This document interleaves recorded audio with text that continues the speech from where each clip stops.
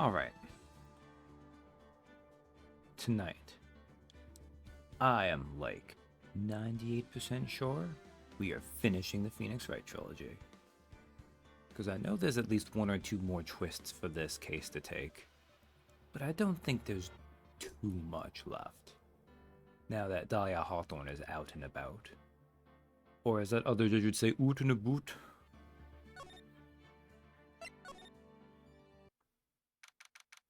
February 10th, 1:06 p.m., District Court, Courtroom number 7.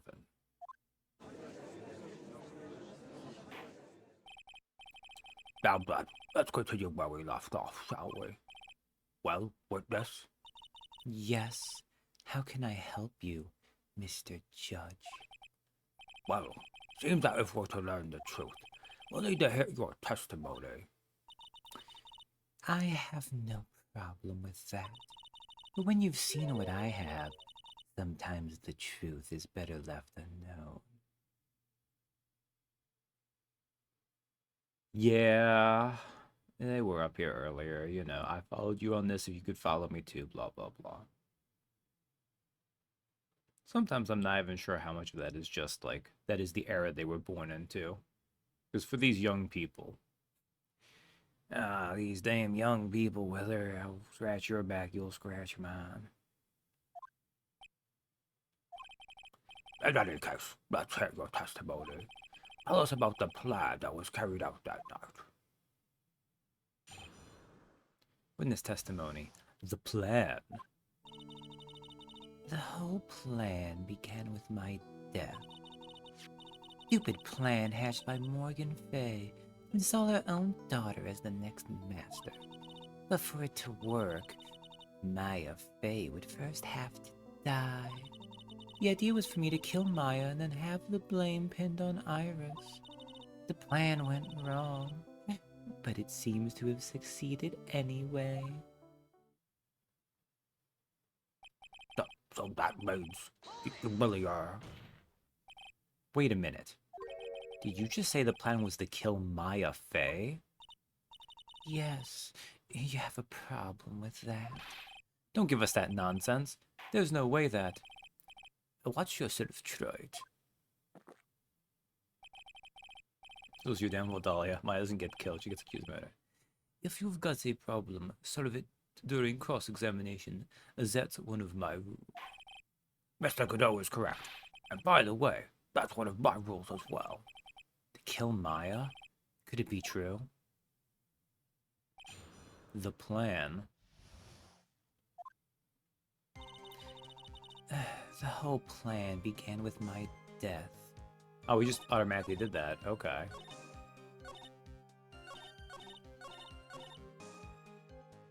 Okay. Of course. You were executed last month, correct? Yes, I was hanged. It wasn't exactly pleasant.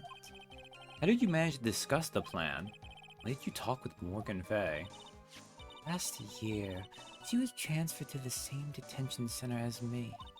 Since I was on death row and she was my mother, it was actually pretty easy to meet with her.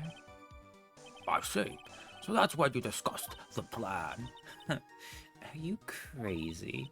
At first, that woman was planning to kill me as well, even though I'm her own daughter. All to make Pearl Fay the master of Crane? She's a cold, twisted woman. She thought she could finally regain her lost honor. The honor she lost when her younger sister, Misty, took her place as the master. Ever since that day, she's been working on this plan. A plan, huh?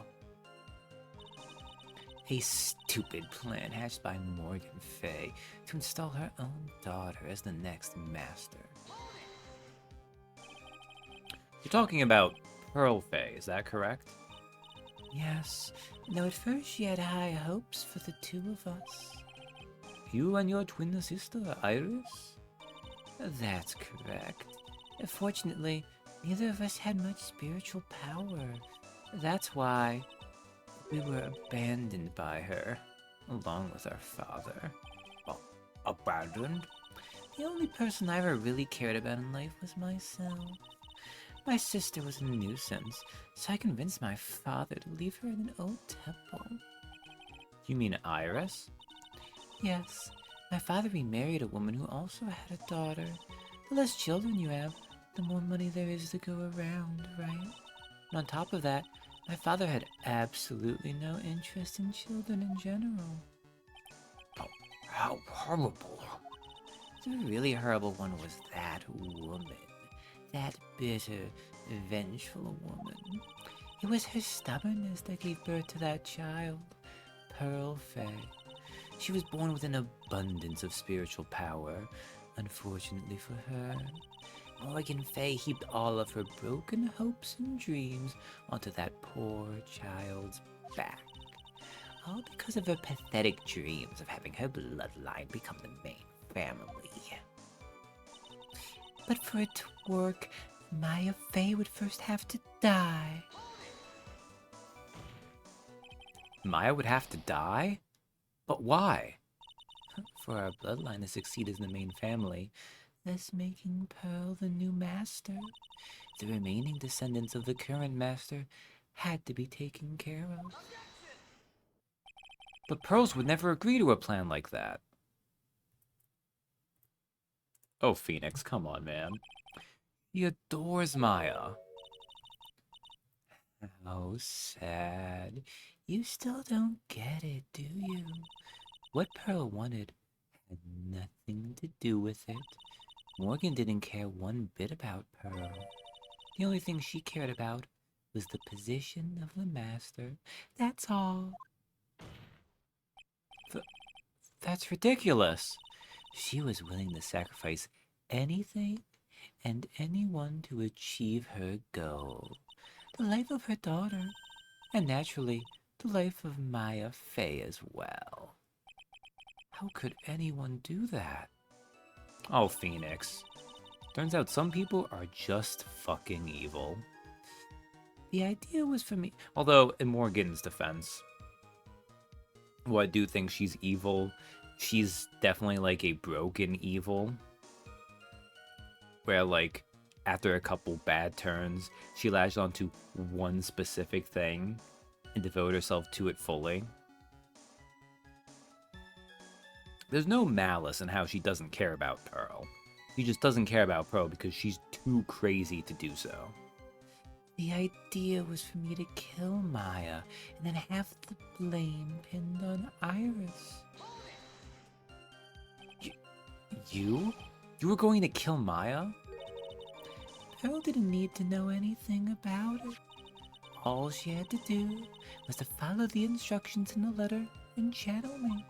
Then I would have simply used her body and finished the job.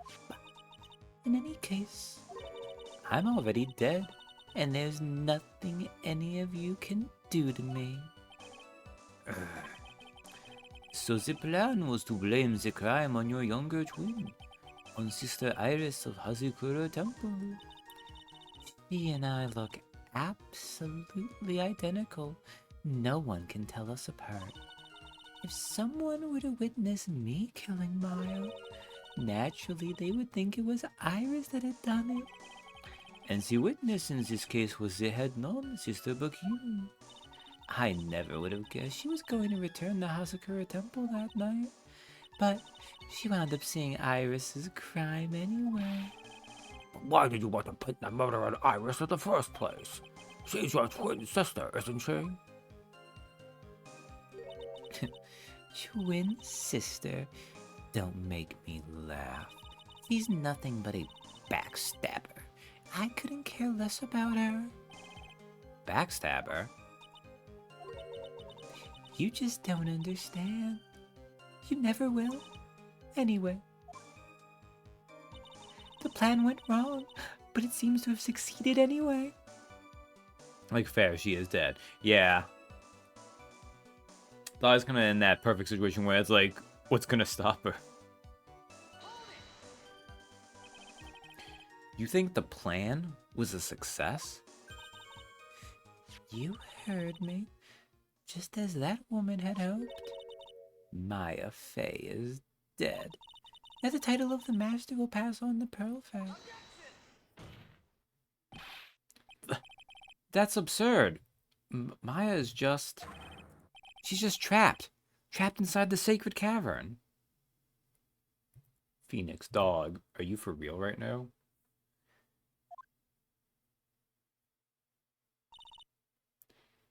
Really? You're as foolishly optimistic as ever, aren't you, my darling Feeny? Do you want to know the truth? Ever since we met, I've despised you. Your sniveling naivete and your pathetic faith in other people. I just want to know one thing.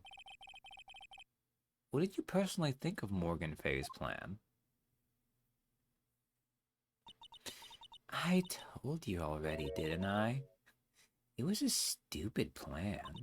It had no point, no value other than fulfilling her own greedy desires. Yes, it was certainly nothing to be proud of. That's how you feel.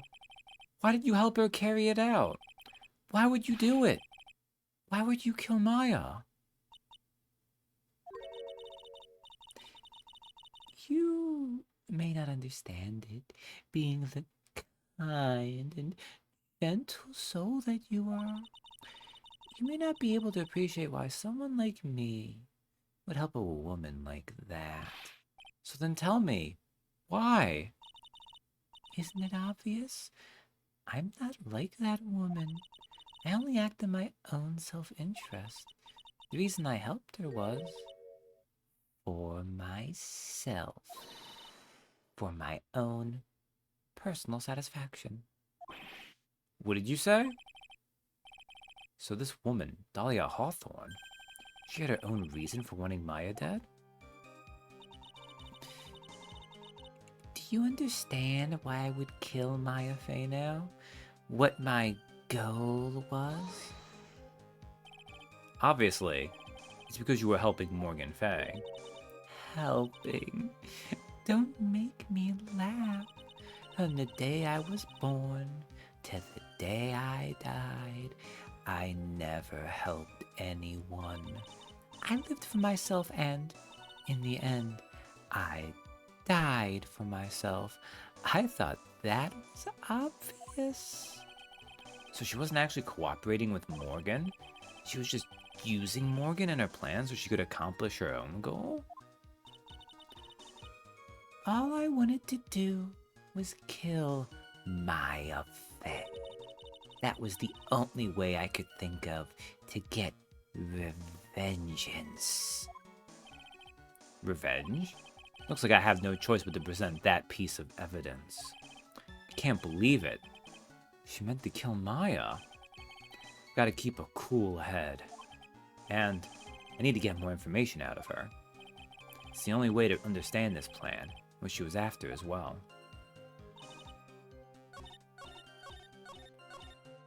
So I'm gonna bet this is one of those times where you gotta press everything so you can get this line. Yeah.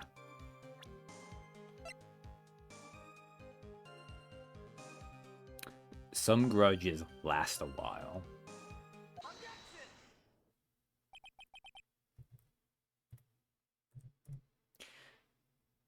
Could it be that your actual goal had nothing to do with Maya Fey herself?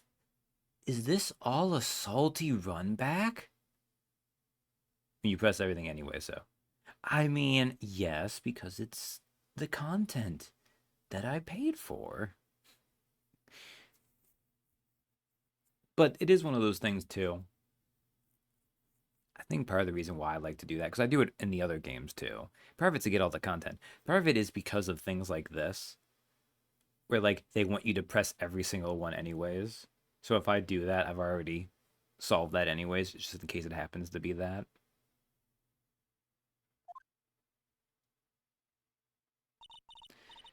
As I said, none of you have the power to punish me anymore. because I'm already dead. Well, I had the same problem, you see. You can't punish the dead, and you can't take revenge against them either. You wanted to take revenge on someone? I was sentenced to die because of that woman. Mia Fey. I somehow knew this was it. I wanted to send her a message. It was at her hands that I suffered my first humiliation. I wanted her to feel the same pain she made me feel. Sadly, when I realized revenge was impossible, I gave up. And the reason it was impossible, was it perhaps because Mia Fey had already died? Yes, and I realized there's only one way to take revenge against the dead. Oh, but how do you do that? Even when the body dies, the spirit, the ego, it lives on forever. I wanted to take away the person that Mia Fey loved most. I wanted to kill her with my own hands. I get it's because they don't have enough evil images of Dahlia / Iris. But it's really weird to me when it occasionally uses this one of her just staring directly on. Because, like, she's looking a bit serious, but in, like, a sad way. I don't know, I just don't think it fits whenever they use it for her in this one. That would be the one and only way I could take my revenge against Mia Fey. There's more Iris, yeah. That was the reason I helped out with that woman's plans. Just for that? For that you would kill Maya? Your goal was no different than that of Morgan Fey. Yes, but Phoenix, you see, the thing for Dahlia is, it doesn't matter if it was a dumb reason. It was her reason, which is all Dahlia cares about. As they say, the apple doesn't fall far from the tree. These bitches be evil, yo. What a cruel plan. Cruel, cold, and heartless. Don't waste your time preaching to the dead. I've already told you, there's not a thing you can do to me. That night, at about 9:30 p.m., I materialized into this world. I quickly pinned my hair up and put on a demon warding hood. Then I picked up the staff that was by my side and left Hazakura Temple. So, it was Elise Donim who channeled her after all. That ridiculous head nun never noticed a thing.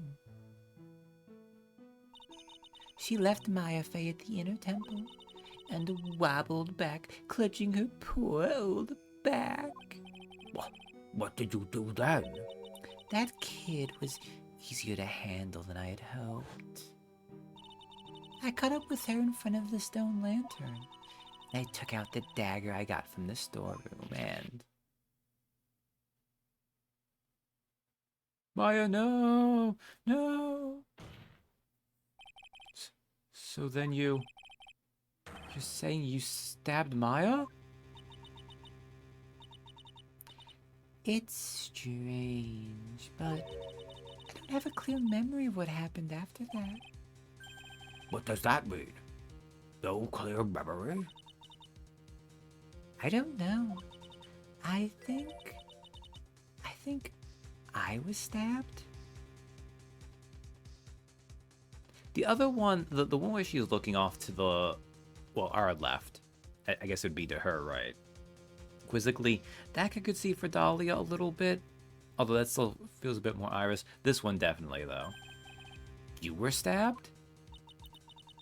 At the last minute. Maya Fey must have stabbed me. I'm sure of it. That's not like her at all. I wouldn't stab a french fry with a plastic fork.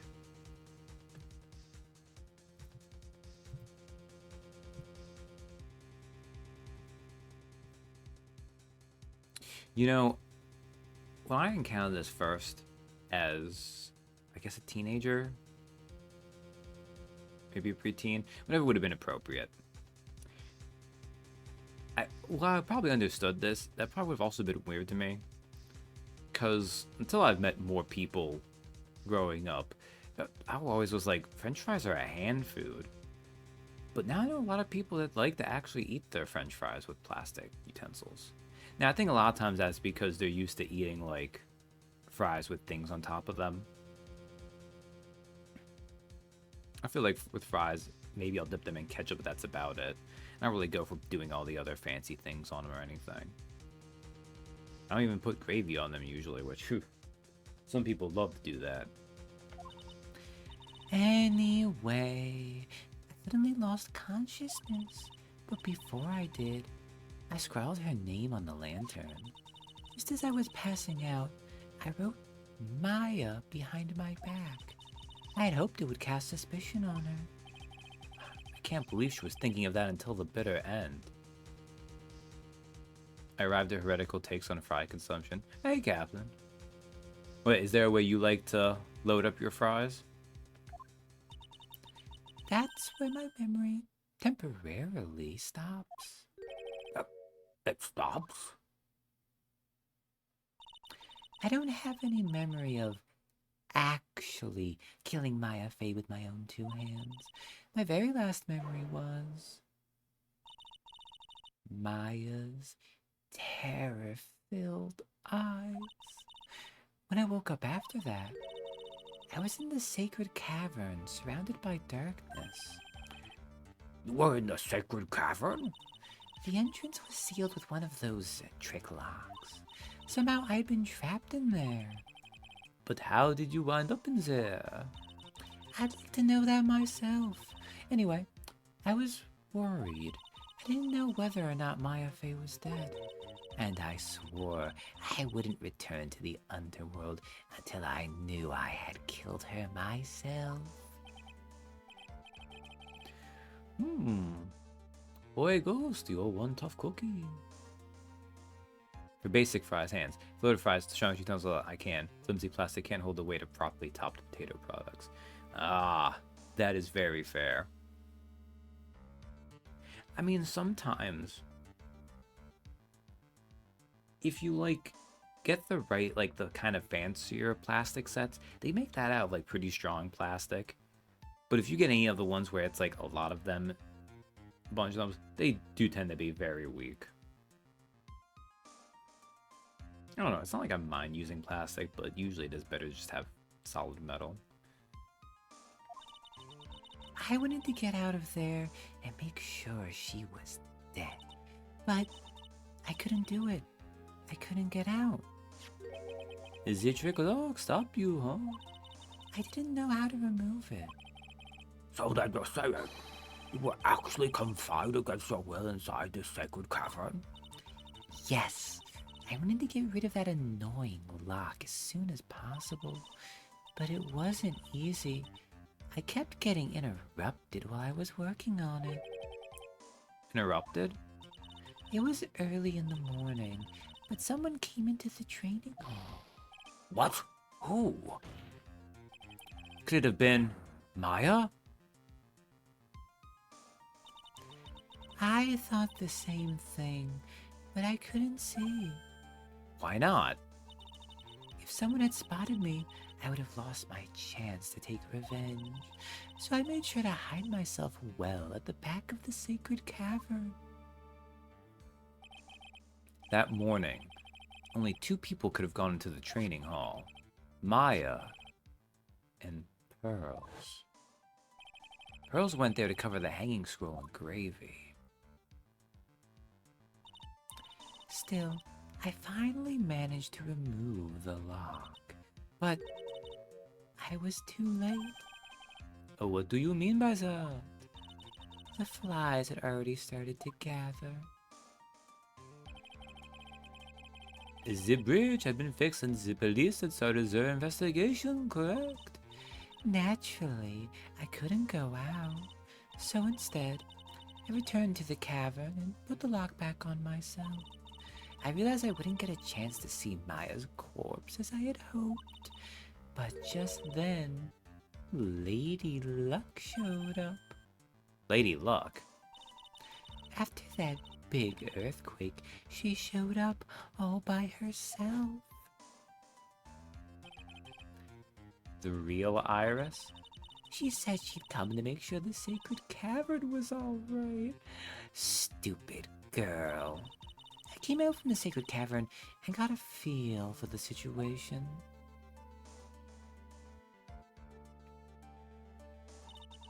And I locked her away in my place. I had finally learned exactly what had happened.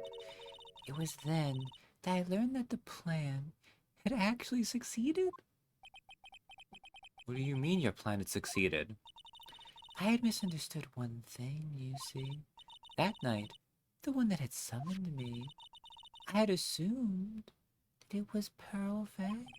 Well, of course you would have assumed that. It was written in the instructions. But I was wrong.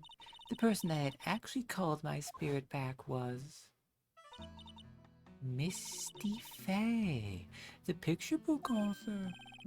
What? Well, that's really the only possibility, isn't it? After I lost consciousness in the garden, it was her body that was left lying there.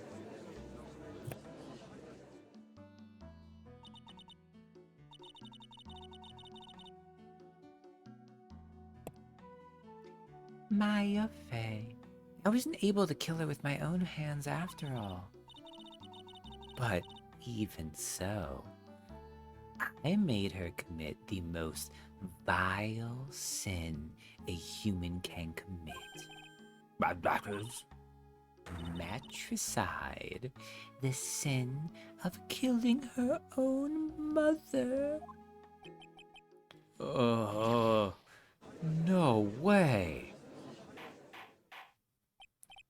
Order in the court. What is the meaning of this? It's true that I was the one who attacked Maya Faye, but even so, the murderer who actually snuffed out Misty Faye's life was none other than your darling little Maya. Ridiculous.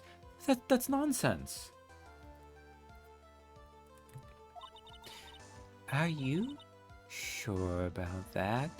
Just think about it. There's even evidence supporting these facts, isn't there? What? What do you mean? What is this so-called evidence? The fact that Maya Faye had disappeared is evidence enough, isn't it? Huh? The idea that she's still in the sacred cavern is just ridiculous. She wasn't able to escape from the inner temple. That much is obvious. In that case, there is only one place she could be. Where? Do I have to spell it out? The bottom of the Eagle River. Where else? Dahlia. Well, actually, I guess the point is she doesn't actually know what Pearl looks like. Also, I don't even know if Pearl would be in the stands for this. I don't think we would stop her necessarily. She was here earlier. Eagle River? Maya Faye killed her long-lost mother.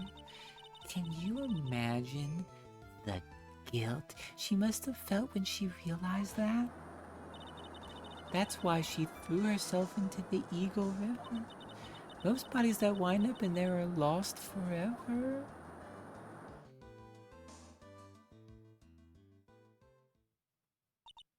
So, what do you have to say now, Beanie? Oh.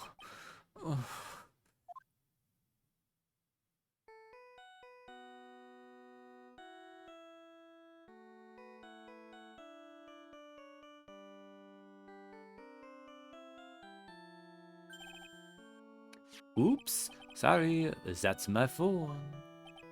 What kind of ringtone is that? Godot here?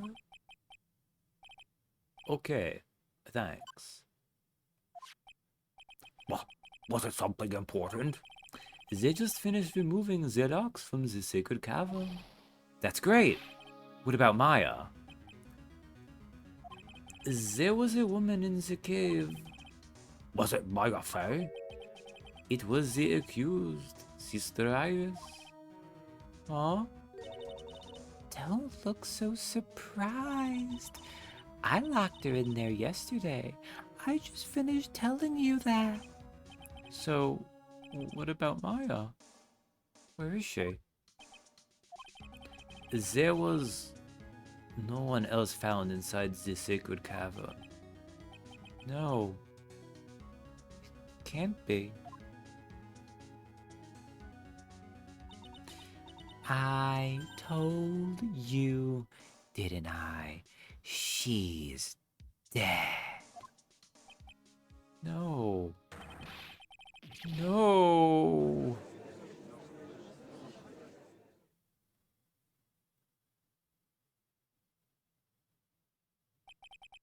It seems that this case has come to an end. A tragic end. Sadly, it appears the killer of Elise stoned him, also known as Misty Fey, was her own daughter, Maya Fey. Overcome with guilt for what she had done, Maya Fey jumped to her death into the raging waters of the Eagle River. It can't be. Ah! My god. Godot has gone beyond. He's now in his 18th cup of coffee. Try it. Have you ever heard this one? Once you eliminate the impossible, whatever remains must be the truth. No matter how improbable it may seem. What is that supposed to mean, Prosecutor Godot? According to this witness, Maya Fey threw herself into the Eagle River. However, is that really the truth? Remember, this woman testified earlier that the bridge was already on fire when the murder was taking place in the garden, which means if Maya had thrown herself into the river, it must have been from the inner temple side near the bridge. That's right. That's where she jumped from. But that's impossible. It's impossible to jump into the river from there. What? Don't get your panties all twisted up, try it. Just relax and think through the whole thing again. So it's impossible? Maya couldn't have thrown herself into Eagle River? Come on, Phoenix. Like, you're not colorblind, dog. You see the hair color, right? Well, Mr. Wright, Miss Hawthorne claims Miss Fey threw herself into the river from the inner temple side. Do you have any evidence that refutes this claim? Do we have a map of it? Oh, yeah, look, the Hazakura Temple map has it right there. Easy peasy.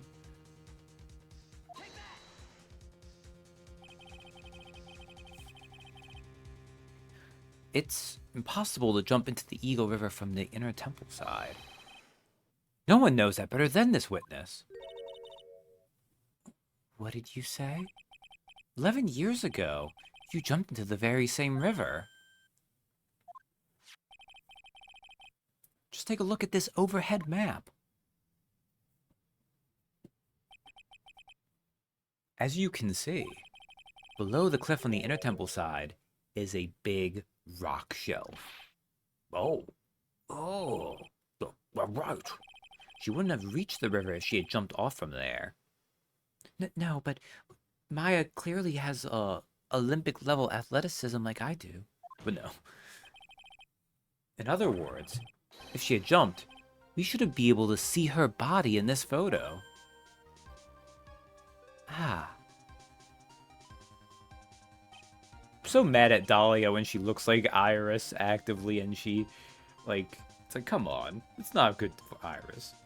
Ha! So you finally figured it out. You... No. Border! Border! You're just playing with me.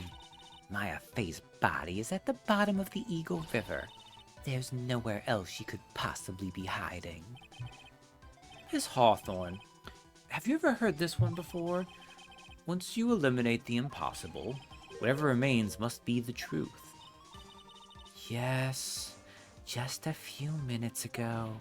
God, Feeny, this is why I hated dating you. Maya Fey wasn't inside the sacred cavern. We now know that she didn't throw herself into the Eagle River. Correct? That eliminates all the most likely possibilities. Now, although it seems improbable, there's still one other place she could be. Oh my goodness. Freaking have this air vent blowing on me, and there we go. I think I got my blanket. Oh man. What? What is this one possibility you are talking about? That's obviously a bluff. So where is her dead body then? Finally, I think the pieces are falling into place. Normally the living have no way to punish the dead. But I think there is a way to give Dahlia Hawthorne the ultimate punishment. Giving Dahlia the ultimate punishment, no, I'm kidding. I like the joke about it, but I don't really... She's kind of too evil. Shall I tell you, Miss Hawthorne? Shall I tell you where Maya is this very instant? Maya Fey is in the Inner Temple, in Hasakura Temple, in this very courtroom. Like, I don't know. I guess this is one of those times when, like, you can make this mistake, obviously. And I guess if you save, like, maybe they're funny to say the wrong answer. Which is one of those things I don't do. Because, one, it would really drag out the games to do that. Sometimes I think they do put really funny things for the wrong answer. But it just seems like it's such an obvious answer. It's in this very courtroom. So why even bother? But it does... This does add to the gameplay feel of, like, you've narrowed things down. Now you can't even but help but be right as you hammer home the winning blows in this very courtroom. There's only one possibility left. Namely, she's right here in this very courtroom. What?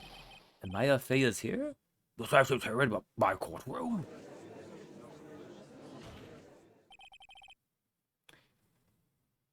Dahlia Hawthorne. I seem to recall that you said... I had misunderstood one thing, you see. So what? Also, that's a bad impression of me. But I think there's one more thing you misunderstood. What do you mean? Tell me something. At this very moment, who is channeling Dahlia Hawthorne? Why, that's obvious. It's Pearl Fey, that pathetic little sniveling runt. You're wrong. Pearl's tried, but she couldn't do it. I've never failed at channeling someone. This is the first time it's happened. Isn't there any explanation for why you couldn't channel a spirit? It could happen if someone else was already channeling the same spirit. Someone called me before Pearl did? But who? Come on, Dahlia. If I said Maya's in the courtroom, who do you think? Pearl's even tried again on the day after the crime, but she couldn't do it. What could that mean? I think the truth is becoming clearer to you right about now. Am I correct? Ah, It wasn't Pearls that channeled you. There was someone who called you before she could. Maya Fey. This is an easy one. Pearls couldn't do it, and Misty Fey is gone. There's only one possibility left. Come on already. I can't stand the tension. Oh my god, Judge, even you should... whatever. Dahlia Hawthorne. The person chilling you right now must be... Maya Fey. What? But how could that be? Remember what this witness, Dahlia Hawthorne, said about her goal. She said that her goal was to kill Maya Fey. Yes, that's right. But if Maya channeled the spirit of someone that was trying to kill her... Ah, well, Gramps, what would happen? Could it be? Looks like you finally understand, Your Honor. Well, I don't. What are you going on about? What I'm going on about is a reason Maya channeled you. And there's only one reason. To protect herself from you. To protect herself? From me? Yes. On the night of the crime, you were only interested in one thing. Killing Maya Fey. The path back to Hazakura was closed off, and there was nowhere for her to run. So then the problem became... where would be the safest place to hide? You mean that's when she channeled me? All this time, you thought you had been channeled by Pearls. That's why it never occurred to you that Maya's hiding place was you. No. Don't say it. You're saying that Dahlia Hawthorne was played for a fool by that little whelp? Maya Fey killed herself. Isn't it obvious? Oh, thank you whoever did that.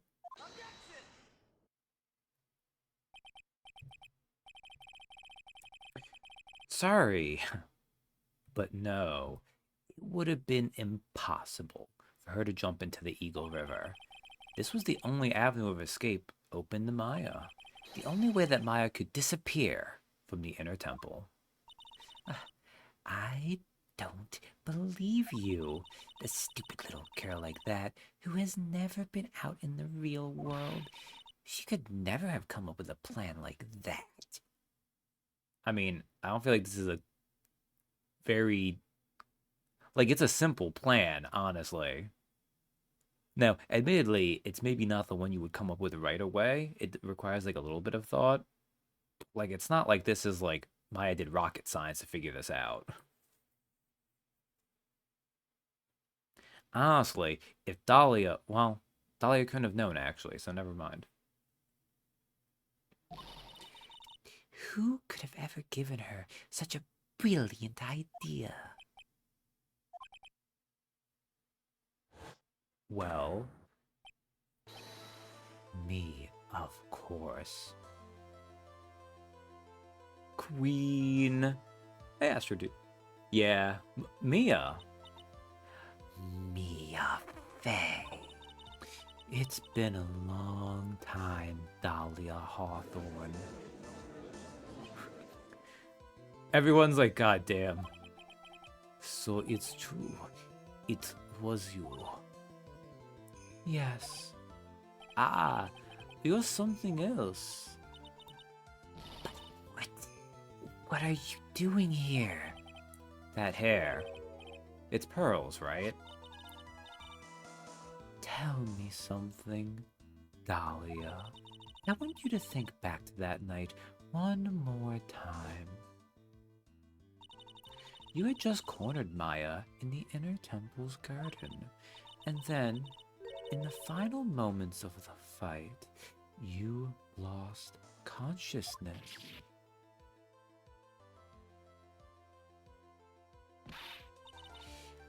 I was stabbed by Maya Fey. Actually, Maya lost consciousness at the same time as you. She did? Not terribly surprising since she was about to be killed. When she woke up, she was in the training hall. That's when Maya decided she needed help, so she channeled me. She explained in a memo the situation she was in. So, on one hand, it is a little bit sad that Maya couldn't come up with this plan herself. On the other hand, though, this is also bringing in the second game, which we've already had with Morgan Fay too, but this is also a similar trick to what she did in the final case in that game, when Maya was kidnapped. So, using Mia by channeling her, and then Mia could be channeled by Pearls, was the only way that Maya could convey information. So, like, it was still a smart idea on Maya's part, just to use this trick again. She asked me what I thought she should do.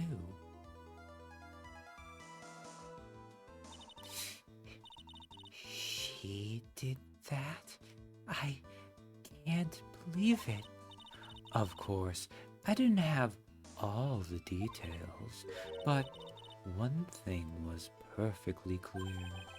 But that was...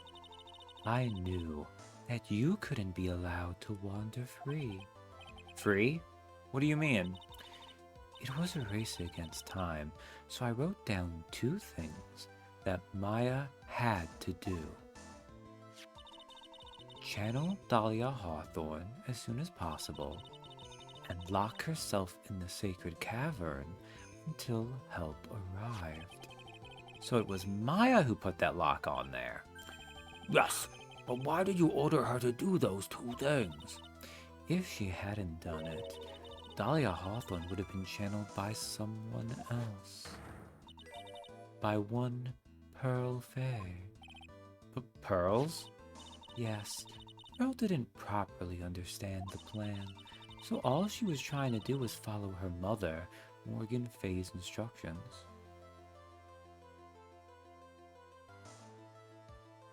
And use one that looked the same as a Psylocke. But I just been attacked by Dahlia and probably couldn't think clearly beyond Ask Mia. That's also a valid point, Astro Dude. Like, honestly, the fact that she thought, like, going to your older sibling is kind of a childish instinct, but it was still good thinking of her in a state where she probably was very distraught. And look, all their puzzle locks look like Psylocks. It makes sense, though. I guess they see them, too. If she had succeeded in channeling Dahlia Hawthorne's spirit, things would have turned out very badly, to put it mildly. So that's how it was. Dahlia Hawthorne would have used the body of Pearl Fay to kill Maya at all costs. Yes, it certainly sounds like that was the intent all along. How dare you? I won't get this. Why not just admit it, Dahlia Hawthorne? Your little plan was nothing but a big failure. Yes, another failure to add to the pile of shame. Wouldn't you say? What do you mean by another? Think about it, Dahlia. Remember all your past crimes? Not a single one of them was a success. They all ended in failure. What? How dare you? 11 years ago,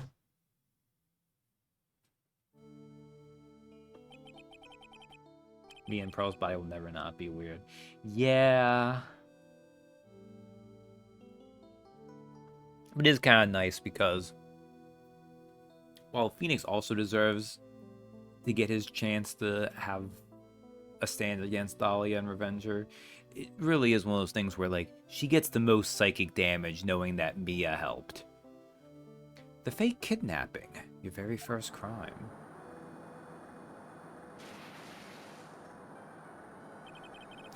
You got your hands on a $2 million diamond, but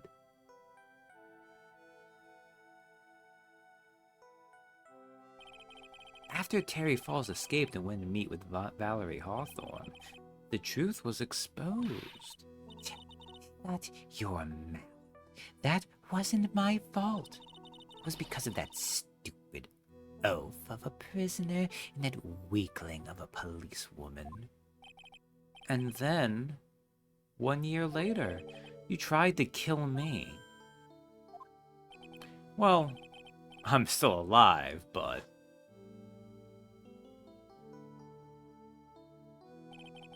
you wound up killing someone else.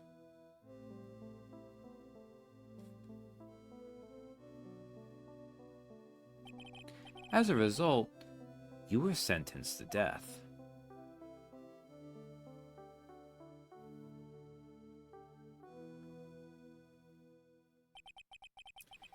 It's one stupid move after another for you, but it's no longer funny.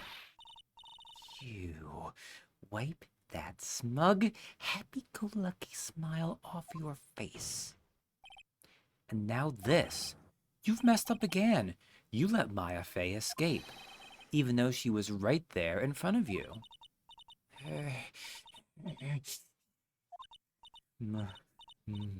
Mia Fey, Mia Fey, Mia Fey, Mia Fey. You spinster. I was supposed to kill Maya Fey like I swore I would. And if only you hadn't gotten this spiky-haired jerk the guilty verdict, I wouldn't have been hanged to death. True. But I think you finally understand, Dahlia Hawthorne. You will never defeat me. What? You say? Whether you're alive, dead, or somewhere in between, you will never defeat me. Long as I'm around, you're destined to lose for all of eternity. I remember what you said earlier in the trial. You said there was no way we could punish you, because you were already dead. What about it? Then you said, even when the body dies, the spirit, the ego, it lives on forever. That's very true, Dahlia. Damn girl, colder throwdown than your own grave. And that's exactly the punishment you'll never be able to escape from. For all of eternity, you'll have to remain as Dahlia Hawthorne, a miserable, pathetic, weak creature who can never win anything. And for you, there is no escape from that. No hope of freedom. Since the day you were executed, the narrow bridge that once stretched out in front of you has burnt to a crisp.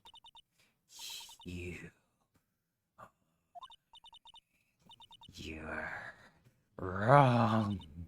It can't be. How could I lose to the likes of you?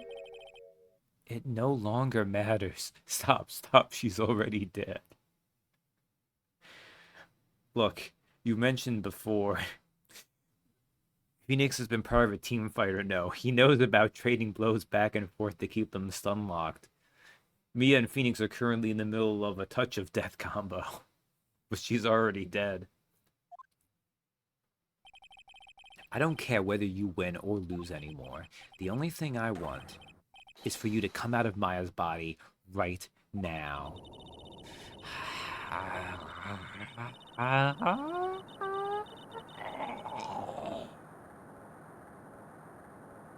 Oh God. Oh no. She's become an actual ghost. I'm not ready. Not ready. be together. Begone, thought!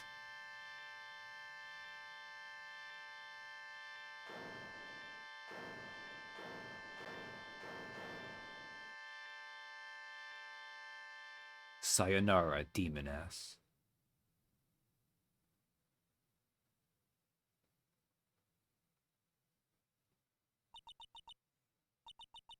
Nick. Sis. Maya, no! Oh! They even drew her conked out like that. No! We need to get her some pillows. Now then, I assume you are the real Iris? Yes. I was just rescued from the sacred cavern. I must say, you and your twin sister are indeed identical from what I can see. Also, was that a fucking ghost in my courtroom? Sorry, I'm still trying to process what I just saw.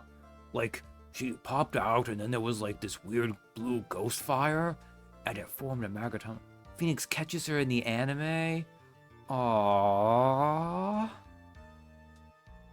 That's amazing.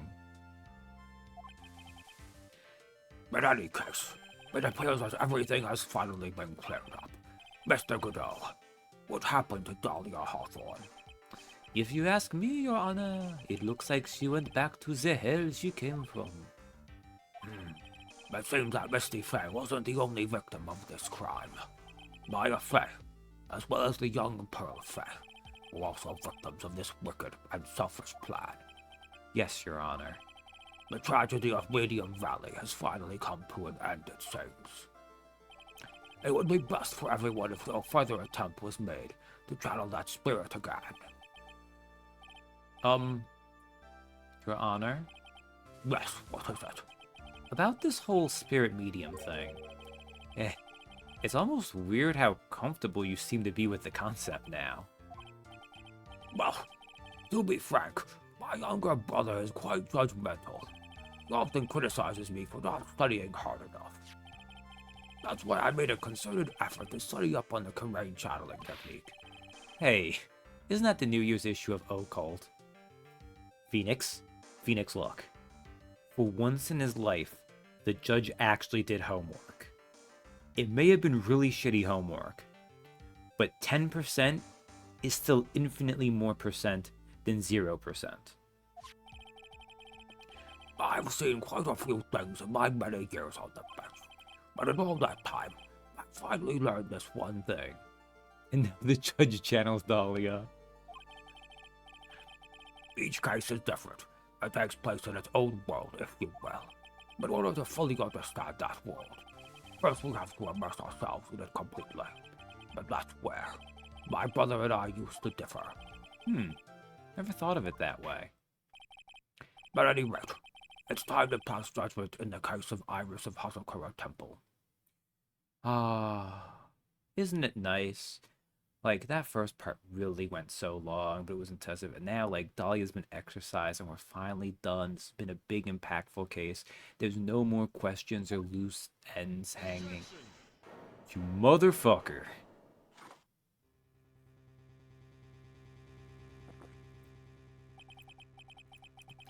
You're a little too fast with that gavel, Your Honor. What do you mean by that, Mr. Godot? This trial, it isn't over yet. That's what he means. What? Try it.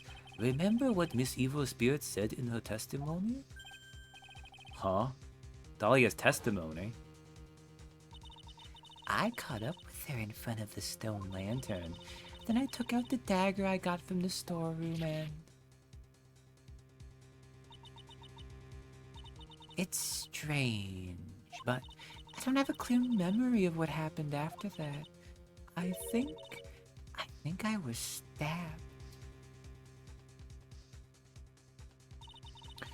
Just as Dahlia Hawthorne was about to attack Maya, he was stabbed and killed by someone.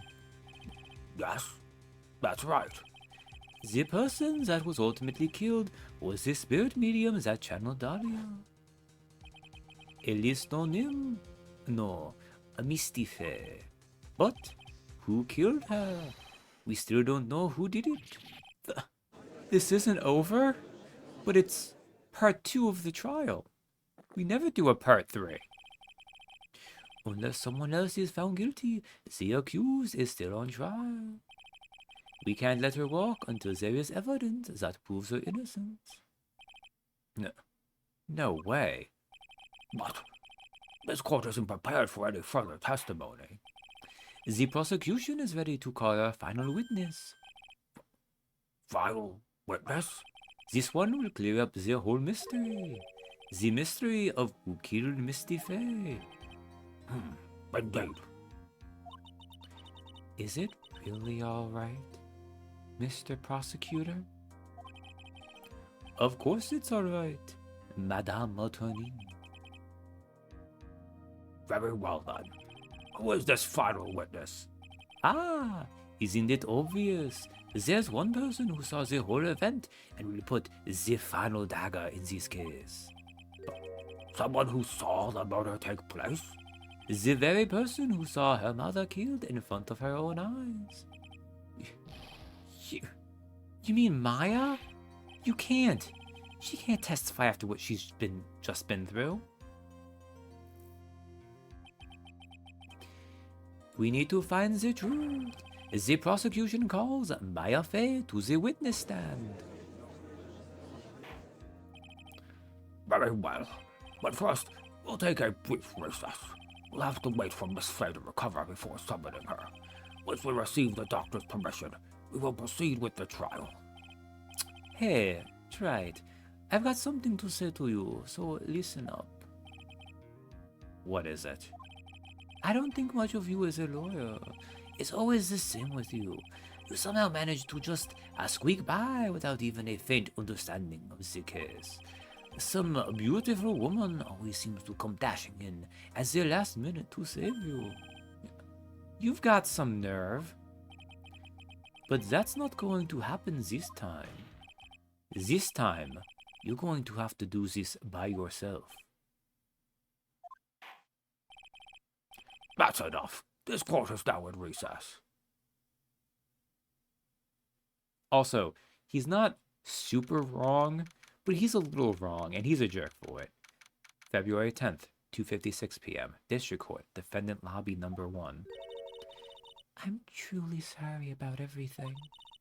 You were working so hard to defend me, but I was missing all day, and we didn't even have a chance to talk. She's right. When I met Iris at the training hall yesterday, they had already switched places. Iris was inside the sacred cavern. I wanted to at least be in the defendant's box today to root you on. Well, it wasn't your fault. You were locked up this whole time.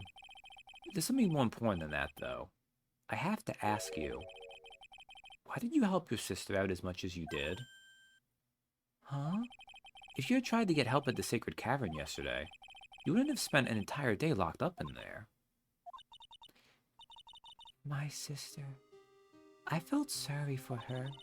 She was abandoned by her mother, never got any love from her father either. Yes, but it was the same for you too, wasn't it? Yes, at least I had Sister Bikini, who was like a mother to me. If only Dahlia had come with me to Hasakura Temple. Iris. Baby girl. I think Dahlia was a psychopath. And I don't think a loving parental figure would have fixed that. Like, I appreciate you giving her the benefit of the doubt. There's only so much benefit of the doubt to give her. And I think it ran out between bodies 1 and 2. I always loved her. Dahlia was always so smart, so strong, never complained about a thing. That's why I promised her that I would help her. Are you talking about the fake kidnapping case 11 years ago? Yes. I wanted to be useful to her in some way.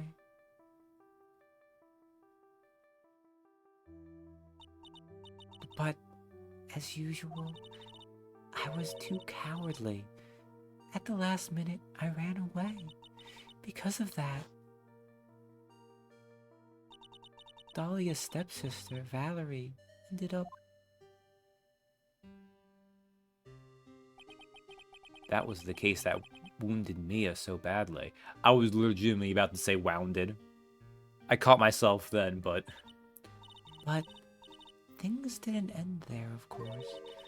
Some people suspected that my sister was involved in the murder. Some people? You must mean... Yes, 2 defense attorneys, Mia Fey and Diego Armando. Diego Armando? That guy sounds fake and like he doesn't exist. After poisoning Mr. Armando, who was getting too close to learning the truth, Dahlia even tried to kill the person who had unknowingly hid the poison for her. You. That's right. Iris, there's one more thing that I have to ask you. Yes? What is it? On the night of the murder, the person that cleaned up the corpse of the victim, at least Donim, was it really you? Yes, it was me. That night, after I rang the lights out bell, I went back to my room. At around 10:30, I received a call on my cell phone. There's a problem. Come to the inner temple right away. I got on the snowmobile and headed for the inner temple. But The path to the inner temple was cut off, right? exactly.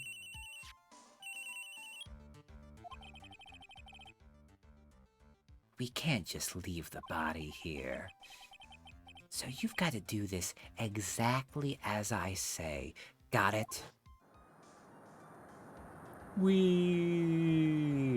I mean, if you need to have your corpse be removed from a place, at least that's a fun way to have it happen.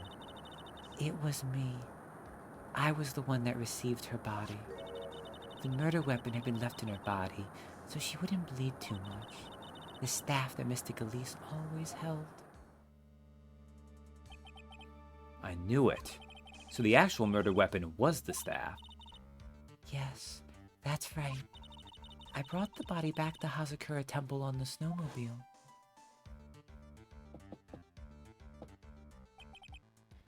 But why?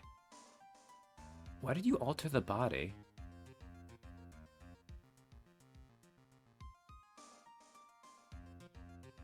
Name could be better if you changed it around to be like Dogig, Godieg, Giegdo. Darn, I can't make it work. It is a little bit of a mess, isn't it? Why did you alter the body? I didn't want anyone to know that the staff was the murder weapon. I didn't want to leave anything that would lead back to Misty Faye. So I dressed her in a robe and stabbed her with the shichishito. I wiped the blood off the staff's blade and left it next to her on the ground. Also, hey, Dill. I might have already said that. Iris, just tell me one last thing. Tell me the name of the person that called your cell phone. The real killer. It's close enough to get it to be intentional, but not close enough for a joke. Yeah. I'm sorry, Mr. Wright. I can't do it. I can't say who did it. Also, yeah, I shouldn't. Whatever. I don't even know why I was doing. Well, I know why. We'll get there. This is why I knew there was going to be more. Because there's one thing that has not even come up at all. I see. Victim staff update in the court record. Has a sword hidden inside. The actual weapon used to murder the victim. Defendant, Yes? the judge is calling you. He wants you to see. He wants you to see you. Okay, that's just a mistake. He wants to see you in his chambers. He has no questions about Dahlia Hawthorne. All right. Well then, I'll see you later. There's something I want to tell you. Oh, okay. Something she wants to tell me. Phoenix, I know she's cute, but you need to focus, man. So it's true. Iris cooperated with the real killer. Maybe even from the very beginning. Phoenix. God, I imagine you can't close it any further, but it's a rope. Can you at least try, Mia? Although I don't think we really even get, like... I mean, if I turn off the Christian text box right now, it's not like we really get to see much more. Well, we get the underboob. That hides the underboob from us. I'm gonna give Pearl's body as much decency as I can. Mia, how is Maya doing? Physically, I'm not worried. She'll recover completely. But emotionally, she's been hurt very badly by this case. I see. You don't mean she's learned who Elise Donin really was? Yes. I went to the medical office and talked with her. I told her everything I knew. But why? Maya is stronger than you think. I knew she could take it. All of it. What do you mean by that? I want you to figure that answer out by yourself. The trial is about to restart. The real killer. Do you know who it is yet? Iris wouldn't tell me who called her, but still, I think that just maybe I know who it was. That night, the victim was killed in the garden of the inner temple, and the criminal wasn't just there by accident, which means that the killer knew of Dahlia's plan from the very beginning. And one more thing. The victim was moved to the Hazakura temple side by pendulum. In other words, the criminal couldn't cross the bridge. That means they were stuck on the inner temple side for almost an entire day. Exactly. So the culprit was someone that wasn't in Hazakura temple the following day. That's as much help as I can give you. The rest of the battle is yours to win. Or lose. Okay, I've got it. Thank you, Mia. This is a weird side glance at her. It's cute, though. It'd be cuter if we didn't know she was stretching out the body of a 9-year-old to fit her. Finally, it's almost time to bring this case to an end. What exactly did Maya see anyway? And who was it that actually killed Misty Faye? Whoever it was, I have to prove it. Me. All by myself. To be continued.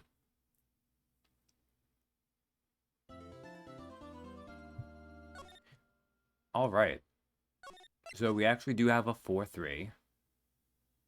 Which, I'll admit, I wasn't really sure about until we got halfway in there. I'm like, yeah, okay. I remember this now.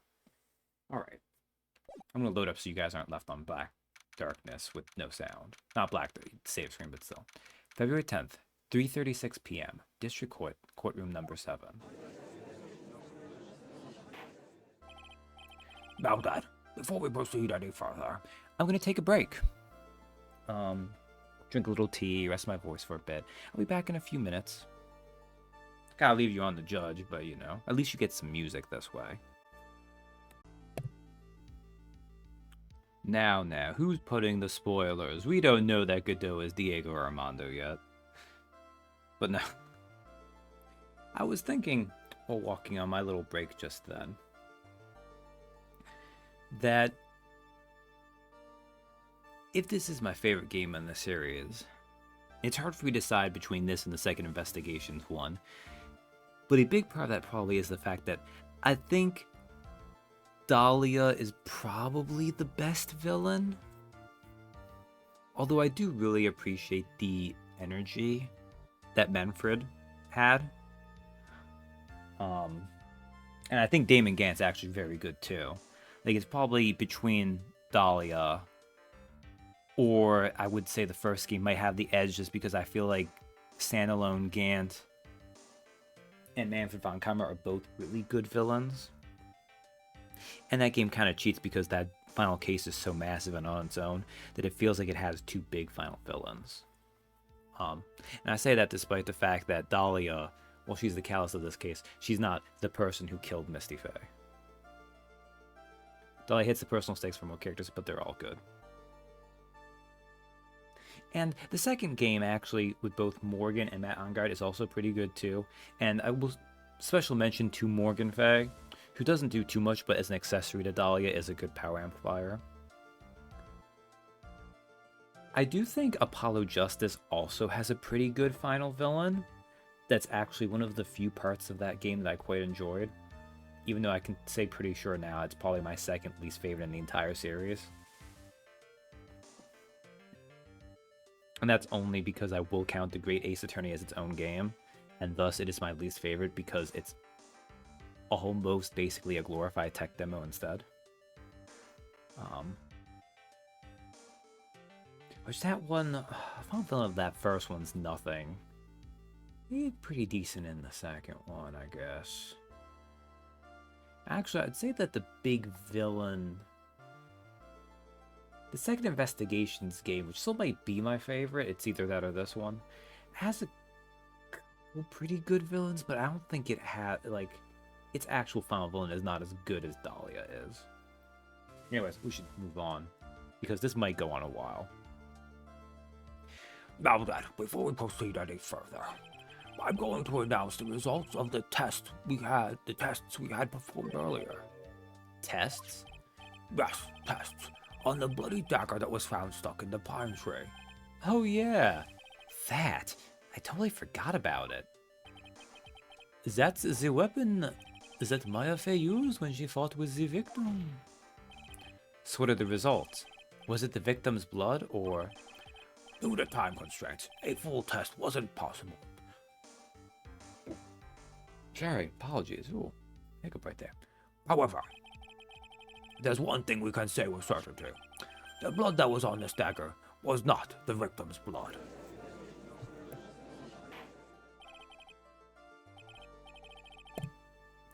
That is all. Now then, let's start this trial. So it wasn't Misty's blood on the dagger. Then whose was it?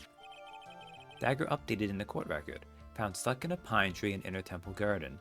The blood doesn't match the victim's. I'm sure both the defense and the prosecution know this, but this trial is rapidly coming to a close.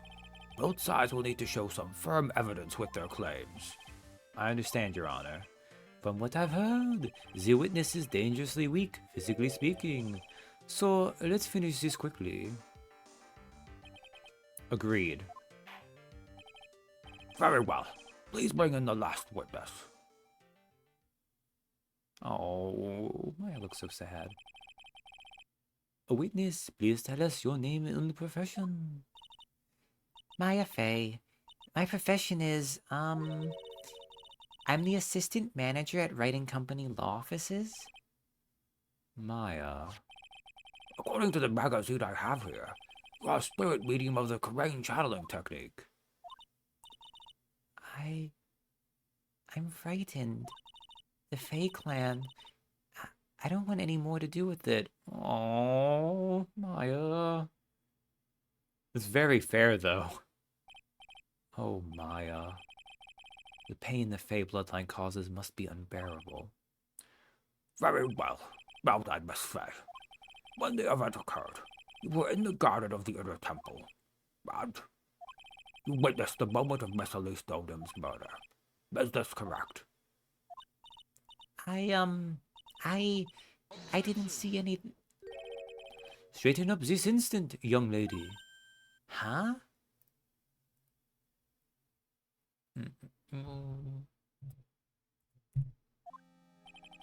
Pick your head up and speak clearly. There's always time for crying later. But I... Your mother was killed right in front of your eyes. There's nothing you can do to change that fact. But there's something you can do. You can finish this. You've been watching the whole thing, right? You've seen the witnesses come out, and you've seen us squeeze the truth out of them. Now it's your turn. Let's hear your testimony. On the night of the crime, what exactly did you see happen? Witness, if you please. Yes, Your Honor.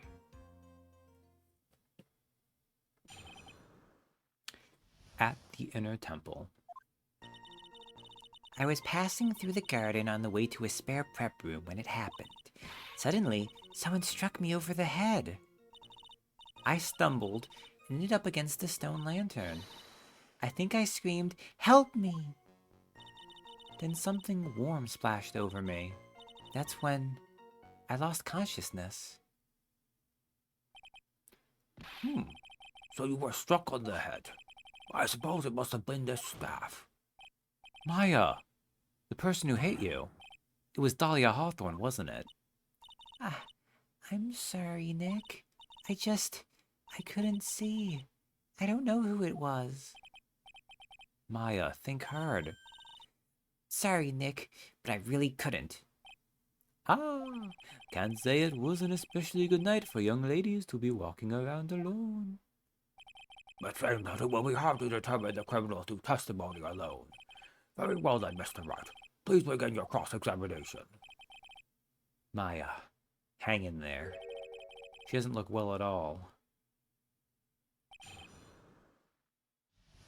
Okay, I think I'm fine to press everything.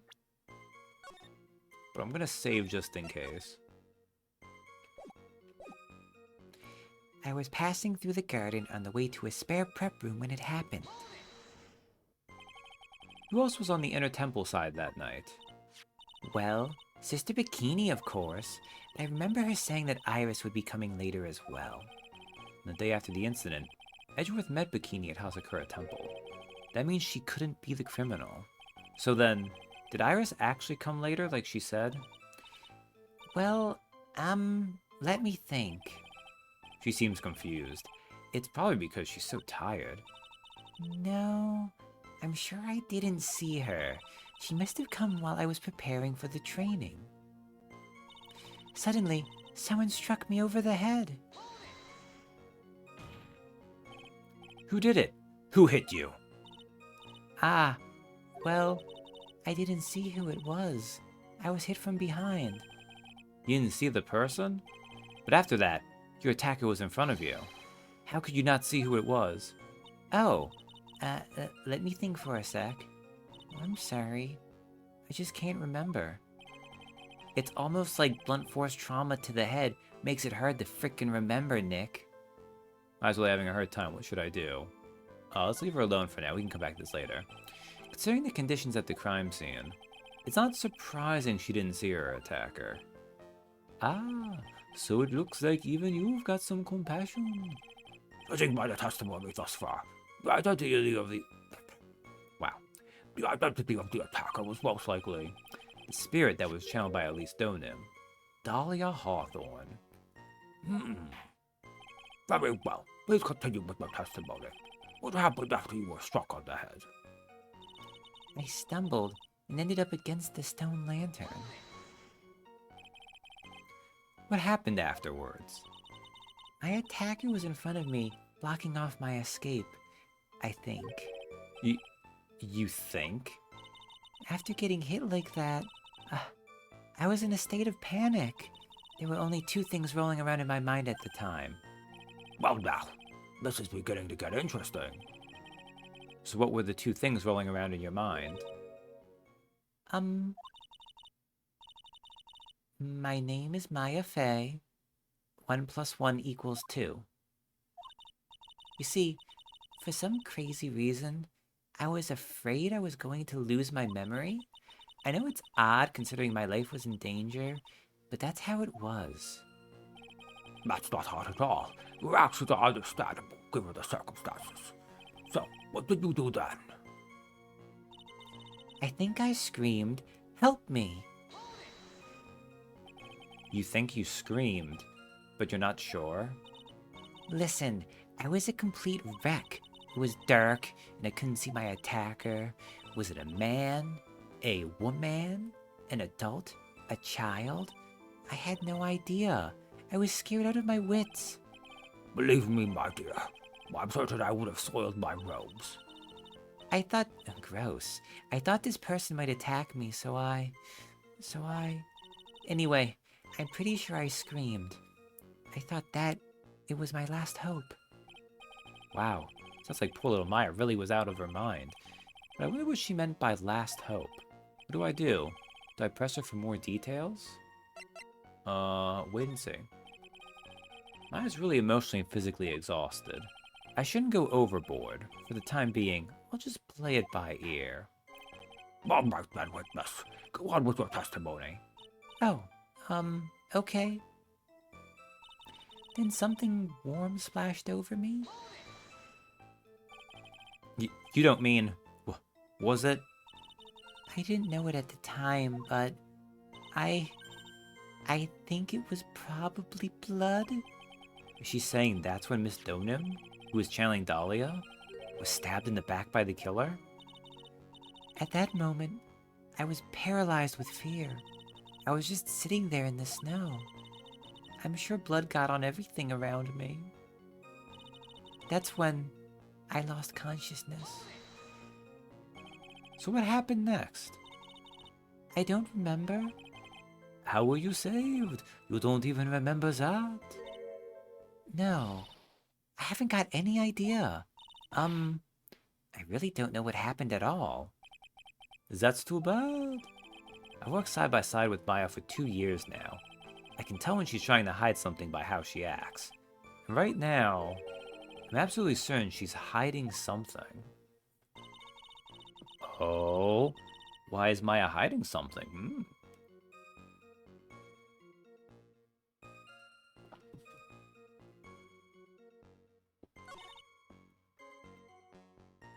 Suddenly, someone... Well, I really did all this. I'll just get to the part we could press it harder on.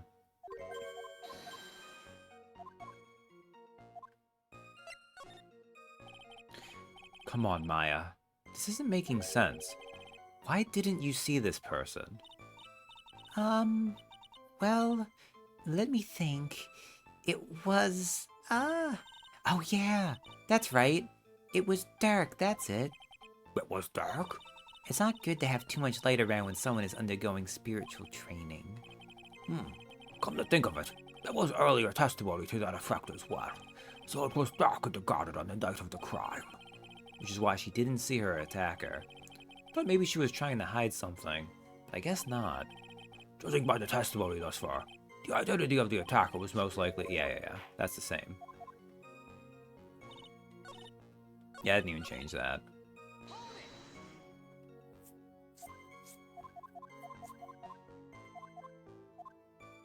What did she scream? I don't think this is important, but we'll go through this. I think my last hope is what we actually want to ask about.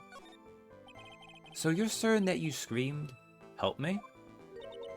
I think so. Now that I think about it, yeah, that's gotta be what I screamed. Ah, is it all that strange, right? For her to have screamed, help me?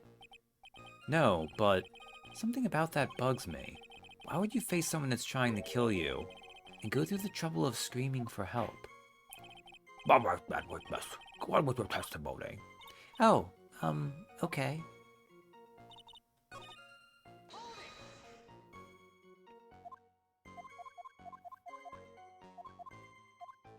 My last hope.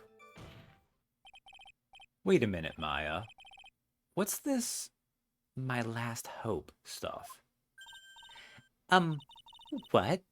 What do you mean by your last hope? No. That's what you said. You said, My last hope. Huh? What? I said what? look, you were facing an attacker that you couldn't see, and you screamed, right? You screamed, help me. Yeah. But you testified that you screamed that because you thought it was your last hope. Oh, well,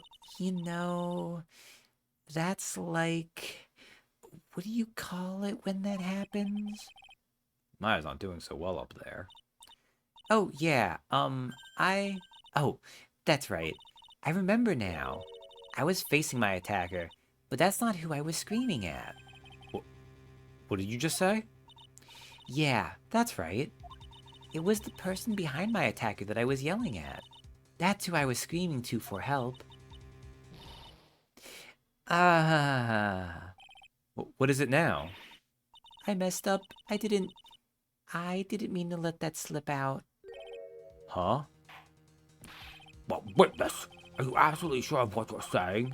Behind the attacker, there was another person? I am. Well, I meant to keep that part a secret. Oh, what have I done? Ah, it takes a ton of pressure to make a diamond. That's what I always say. A ton of pressure? You're in a court of law here. You can't make things up or try to hide things in this chamber. Witness, the information you just presented is vital to the case. I want you to add it to your testimony. I could see a man behind my attacker by the light of the stone lantern. A man? Who was this man? Well, you see, I couldn't see. You just said light of the stone lantern, which, by the way, was not lit. You couldn't see? You used this excuse twice now. Well, you know, lantern light isn't very bright. Lantern light, did you say? There's a great big stone lantern in the garden. They always light it when an acolyte is there for training. Hey, you know what they say? Under the lantern, darkness reigns. So I could see the person that was further away, but not my attacker, who was closer. Plus, there weren't any other light sources in the garden at the time. Even my stupid adult brain thinks that's some bullshit. Yeah, the light of the stone lantern, you say, Maya. What about this lantern from the inner temple garden that was not lit the night of the crime?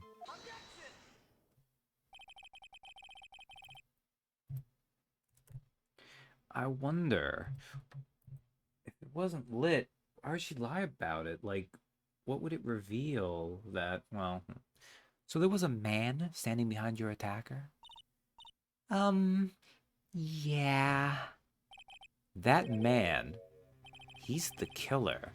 He stabbed her from behind. He's the one who killed Elise Donim, otherwise known as Misty Fey, your mother. The killer? Maya, you know who killed your mother, don't you? Well, what is the meaning of this, Mr. Wright? To be frank, Your Honor, I think she is in shock and quite confused. That's why she hasn't noticed the huge problem with her testimony. Huh? What do you mean? What problem? Maya, on the night of the crime, that stone lantern was out of commission. Huh? What? It's true. There was no light anywhere in the garden that night. No. Order. Order in the court. Mr. Goodell, please explain this.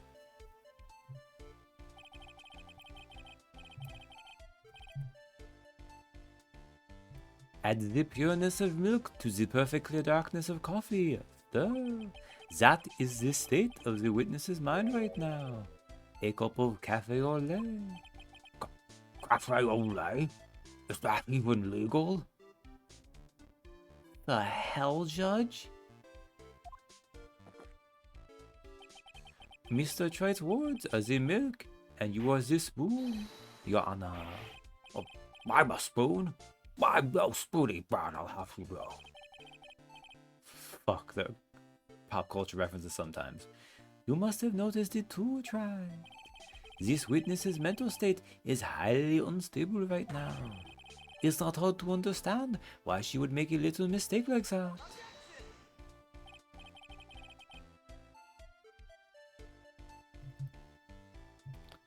$2.68. Sorry, but that's not going to cut it. What did you say? There truly was no light in the garden. Then there's a fatal contradiction in the witness's last bit of testimony. Nick. May I? Recall the witness's statement about her attacker. She said that she didn't know if it was a man or a woman, an adult or a child. And yet, the witness could describe a person that was standing behind her attacker, and she quite clearly described him as a man. Ah, In other words, that would have to mean that Maya actually saw a mystery person, despite it being so dark that she couldn't see the face of her own attacker. no. Order, order, order. What in the world does this all mean, Mr. Wright? Are you saying Miss Faye saw the real killer under pitch black conditions? Try it. Do you have any idea what you're proposing?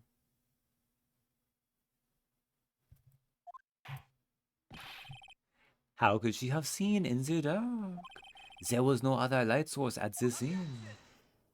Up to 270.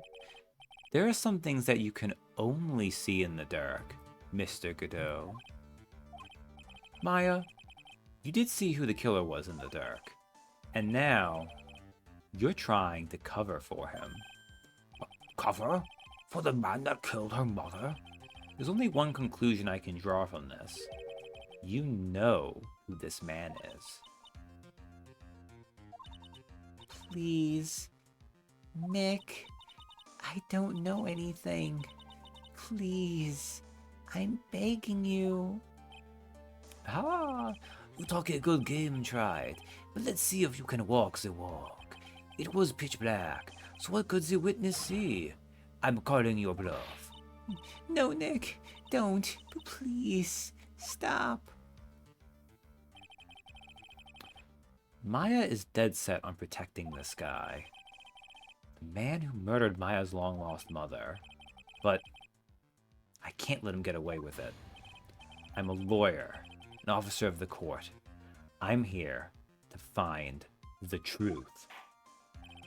All right, Mr. Wright. Let me show us what you've got. Who was this person that you saw Miss Faye saw? That you saw. Who was this person that you say Miss Faye saw in the darkness? Well, I wonder, which of these people has the capacity to glow in the dark?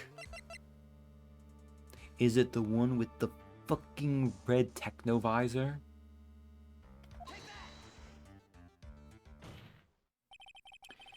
Because it was pitch black, Miss Faye was able to recognize the killer easily. I'm sure the cook would like to see for itself how this is possible, yes? What? But how do you propose to show us something like that? Fortunately for Gumshoe, he isn't very bright. Ah, that's a good one, Dylan. It's easy. We just need to recreate the conditions of that night. Conditions? Your Honor, the defense officially requests that all the lights in this courtroom be turned off.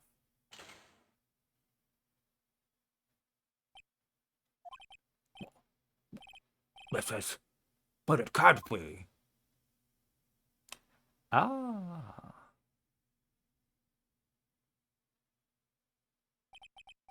That was a nice bit of deduction. Try it.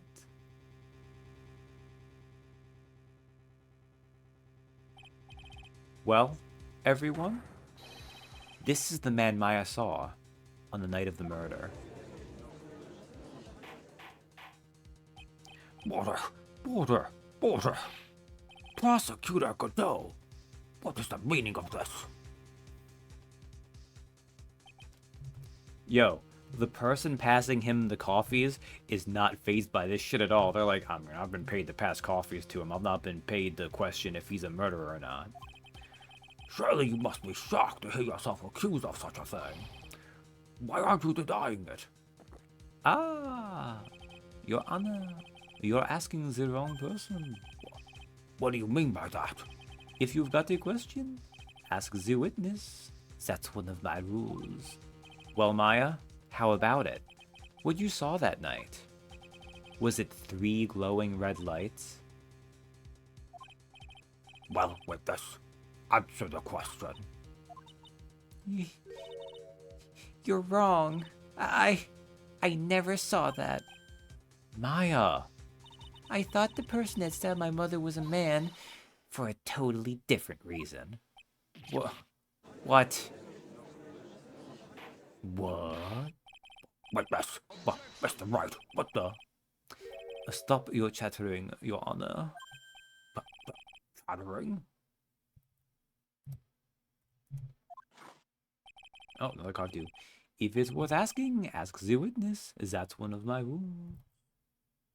Up to 75. All right. Well, let's continue with the testimony. Please tell us how you knew the killer was a man. Yes, Your Honor. I didn't realize it until after I woke up, but... Witness testimony. The killer. When I came to, I was just lying there on the training hall floor. By the time I got back to the garden, the place had totally changed. The torches were lit, and the body was gone. And all of the snow around the stone lantern had been carefully cleaned up, too. Since the person did all that work alone, I just assumed it was a man. Maya, your defense is sexism? Please.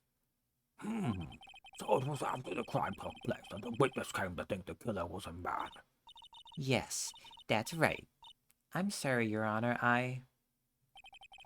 No need to apologize. As Mr. Godot said, we're utterly exhausted. It's only natural that you would be a little confused.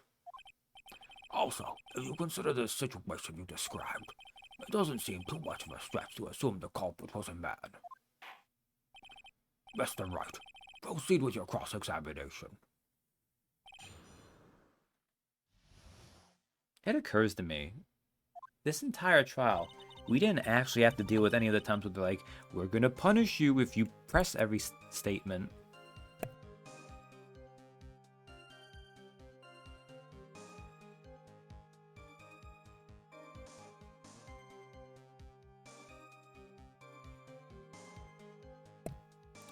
Sorry, I noticed I had a hangnail, and that was gonna bother me if I didn't take care of it.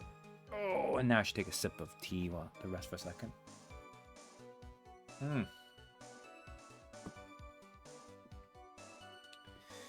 Oh, it looks like the mic might pick that up, sorry. When I came to, I was just lying there on the training hall floor. So you lost consciousness when you were in the garden, is that right? Yes, I think it happened when the victim was stabbed. So then the person that carried you into the inner temple? It could only have been the killer. That's what I think too. So the killer carried Maya into the inner temple. By the time I got back to the garden, the place had totally changed. Naturally, the killer must have done it, right? Yes, I think so. But why would the killer tamper with the crime scene like that? It must have been something that the killer desperately wanted to hide. I don't know. Looks like she doesn't have enough confidence.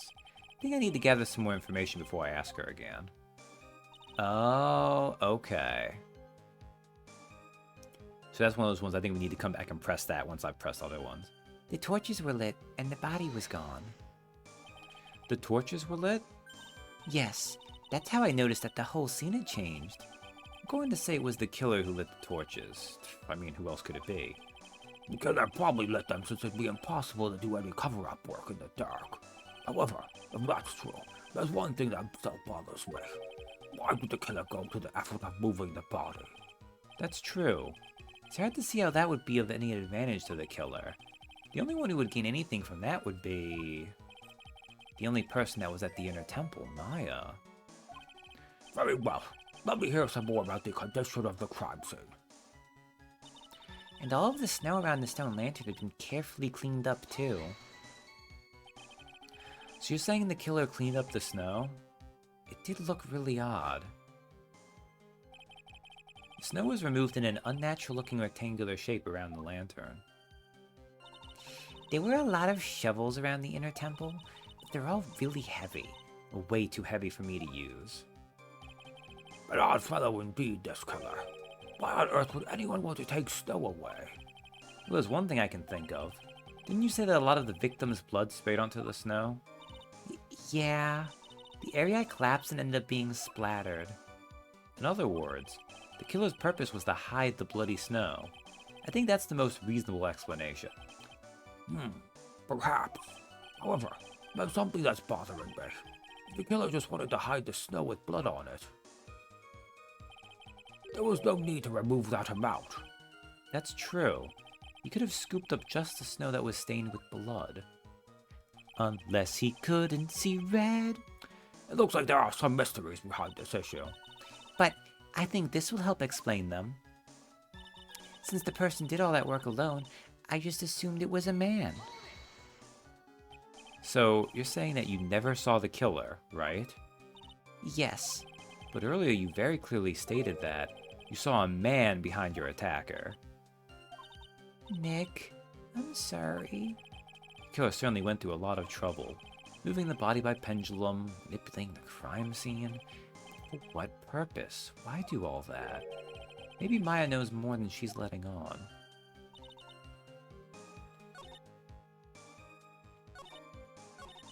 Okay, I think it's this one guy I go back to. Killer must have done it. Yes, I think so.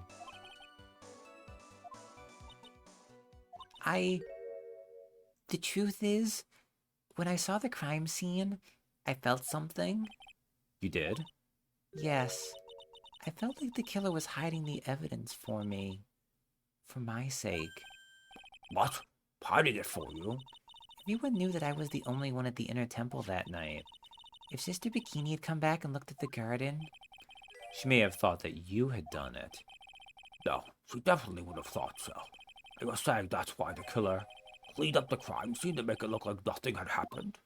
Yes, I'm sure of it. Well, that's certainly an important piece of information. I want you to add that to your testimony. Yes, Your Honor. I think it was for my sake that the killer cleaned up the evidence of what had happened. They did it for your sake? Well, if the body and the blood hadn't been removed, I would have immediately been the prime suspect, right? Yes, I suppose that's true. Yeah, and if that happened, the body would have caused some other problems too. If her real identity had come out right then, it would have been terrible. Master of Crane killed by own daughter. I don't think Maya would have been able to handle it. But still, it's rather difficult to fathom the killer's motives. Also, this is something it breezes by.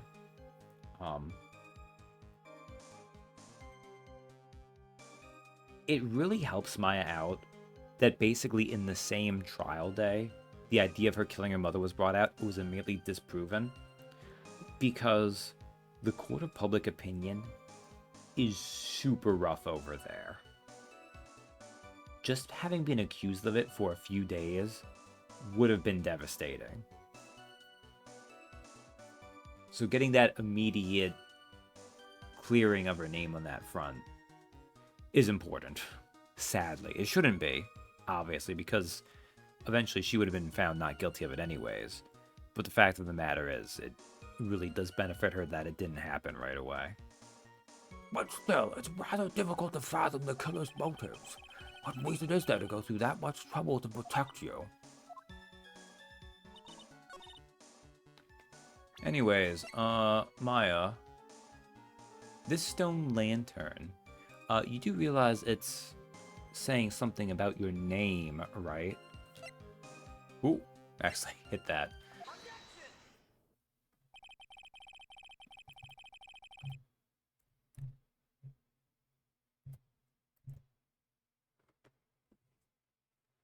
The body of Elise Donim was carried all the way to Hazakura Temple's courtyard. Then at the garden, the real scene of the crime, the snow that we suspect was covered in blood, was scooped up and removed. It's reasonable to believe all this was done in an attempt to hide the true crime scene. However, there's still one matter that seems somewhat odd. Oh, and what would that be?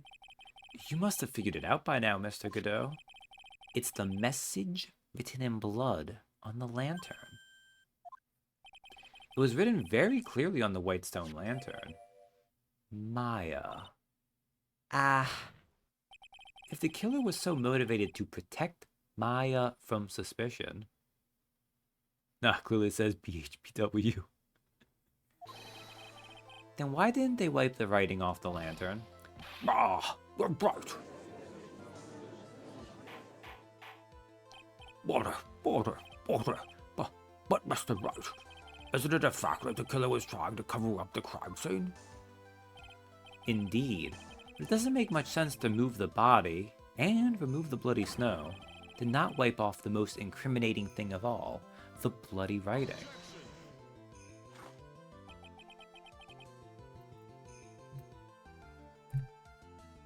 Also, I love how, like, Godot's like, you need to do this yourself, Phoenix. I'll give you the easiest softball in your career. I mean, not quite. He's had easier ones. Those are tutorial cases, but if that's the case, do you have an explanation for the killer's mysterious behavior? Why would this killer move the body and remove all that snow, but then leave the bloody writing on the lantern? Godot trying to go out before getting convicted via coffee poisoning. I don't know what the killer's plan was. This is his 23rd cup of coffee. Now, admittedly, I don't think he drank one of those because he threw it at Phoenix, but... Well, I think that was also when he drank out, so... I don't know what the killer's plan was, but it's a fact that the killer left the writing on the lantern. There must be a reason for it. Well then, Mr. Wright, let's hear your opinion. Why did the killer leave the message written in blood on the lantern? The killer wrote it? In the Karamaya. The killer didn't notice it. Prosecutor Godot, earlier in this trial, you gave me some good advice. Once you eliminate the impossible, whatever remains must be the truth. Maybe you're not as dumb as I thought. The real killer wanted to disguise the fact that a crime had occurred there. If that's the case, they wouldn't have left the bloody writing on the stone lantern on purpose. Therefore, it must mean that they didn't notice it. But that doesn't make any sense. The torches were all lit and everything. There's no way any normal person would miss something as glaring as that. You're right. There is no way any normal person would. What? What are you trying to say, Mr. Wright? There's only one person involved in this incident. You could have missed seeing the bloody writing altogether. And who would that be? Who is the person that could have failed to notice the bloody writing? My God. He can't see the color red. He has established this multiple times. Mr. Godot, this is what you said yesterday. My eyesight is pretty messed up. Even with these huge goggles on my head, I still can't see everything. You can't see everything? Let's be honest, Larry could also miss it. Damn. Still makes a good point. We can't finish the case now. We gotta bring Larry back. You can't see everything? Is that correct, Mr. Godot? This lantern was submitted as evidence today. I would like the court to think back to the moment it was first presented. This lantern. There's something written on it. But why? It's written in blood. Nonsense. This lantern, it's as clean as a whistle. Mr. Godot, just admit it. There are certain colors you can't see, correct? You can't see red on a white background, can you? That's right. We went through this once before, during the poisoning case at Trebien. This is the apron the delightful Miss Bird was wearing at the time, and somehow spilled coffee on. Something's still bothering me, Mr. Godot. I have not explained the bloodstain to the court. Bloodstain? What bloodstain would that be? Don't play games, prosecutor. The blood-colored stain that's smeared all over the apron. That's ridiculous. No one told me anything about a bloodstain. You could see the coffee on the white apron, but you couldn't see the ketchup. because it was red. Ah, it's strange. In a black and white photo, those letters would have appeared black to me. I wonder, why am I the only one that can't see them? See them? So that, Mr. Godot, are you admitting it? Are you admitting that you can't see the red whiting? The red whiting, wow. Are you admitting that you can't see the red writing on the lantern?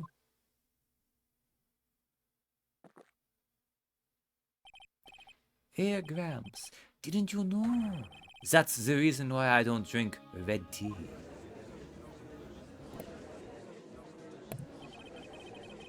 I wasn't sure about it until now, but I just can't believe it. Prosecutor Godot is the murderer.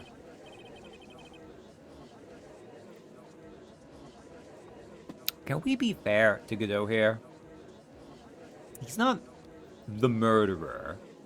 He is the person who killed a would-be murderer in self-defense. Well, not self-defense, in defense. But there's no going back now. I finally figured out the truth. Mr. Godot, the defense at this time, formally accuses you. You are the murderer of Miss Elise Donim, also known as Miss Misty Fey. It's hard to believe this may be true. However, once again, Mr. Wright has brought up a disquieting fact about you. Ah! Just make sure you don't fill out the indictment in red ink, Gramps. Come on, how does a little graffiti make me into the killer? Besides, it's not like it's my name that's written there. Written there. I'm certain that the killer wasn't able to see the color red. This is rich. Do go on, try it. The answer is right there at the crime scene. In the snow. The snow? How so? Well, for example, why did the killer move all that snow? Your Honor, you said it yourself. If he wanted to hide the bloody snow, why not take out just that area? Yes. Why didn't he take just that area? Ah, could it be? Okay, in fairness, it would be even weirder to have taken out little... Well, I guess no, actually. Because you could have taken out just the chunks of snow and then spread out the other bit of snow. But I'm like, if you only have like a section or two that you take to the ground missing, that would be even more suspicious.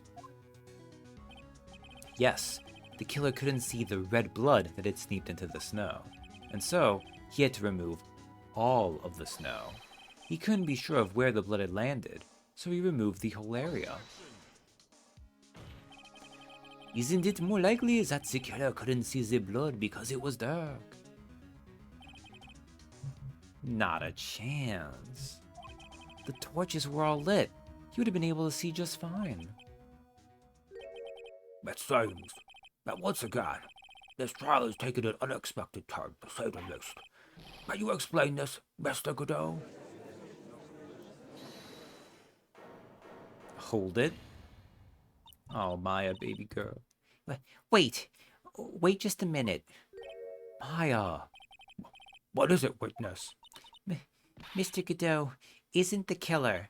After all, he didn't even come to the inner temple until 2 days after the murder took place. He didn't show up until after that old bridge got fixed up. Maya? You can't testify to something like that. Why? What do you mean? I may not look it, but I'm... Eek! After the murder happened, you didn't even exist. I know it's because she was channeling Dahlia, but that's such a funny sentence without context. If I was like, that's what you say to the person who is the victim of the murder. Yeah, he's the victim of the murder. After the murder happened, he didn't even exist anymore. He didn't? I'm afraid I don't follow. Are you senile, old man? We established this just a little while ago. After the murder, this witness was unconscious for a long time. Because she was channeling Dahlia Hawthorne. Well, that's right. Please, Your Honor, let me add to my testimony. Nick, please listen to me. Maya, do you plan to cover for Godot no matter what the cost? If that's the case, then I've got no choice. Your Honor, let's hear her testimony. It means we're going to hear the whole truth. I say we should not silence her. Ah, nicely done, Wright. Very well. Let's hear the witness's testimony. Please tell us what happened at the inner temple after the murder. Yes, sir. After I woke up, I began channeling and my spirit left me, as it were. But little Pearly was there at the inner temple, too. Witness testimony after the incident.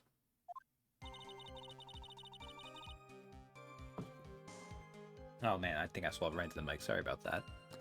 Pearly was also stuck on the inner temple side that night. The next morning, she looked around but couldn't find anyone.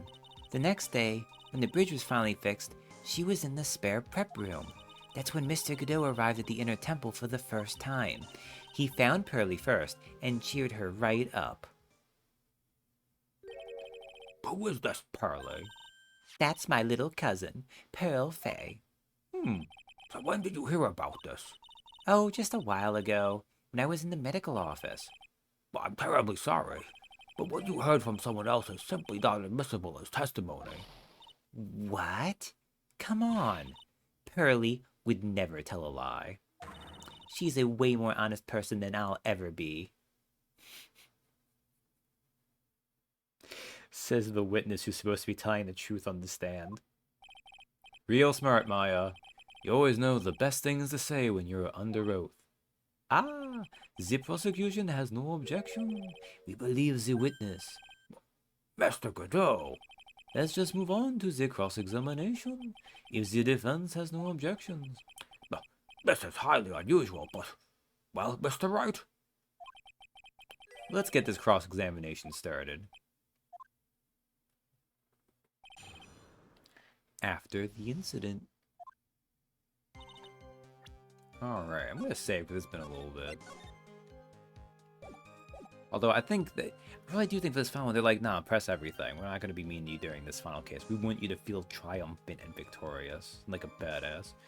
Pearly was also stuck on the inner temple side that night. So where did do you think... Okay, so where do you think Pearl slept that night? In the spare prep room next to the training hall, I guess. There's a rule that you can't enter the training hall during an acolyte's training. But even so, why did she go to the inner temple in the first place? It seems that Pearls became very worried about Maya. She knew that the spiritual training I was about to undergo was very intense. Pearls was supposed to channel Dahlia Hawthorne, but she couldn't do it. That's why she headed to the inner temple. However, Dahlia Hawthorne was already there, possessing the body of Elise Donim. The next morning, she looked around but couldn't find anyone. She searched the entire inner temple side, end to end.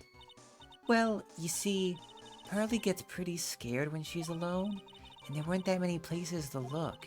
She said that she even went back and forth several times.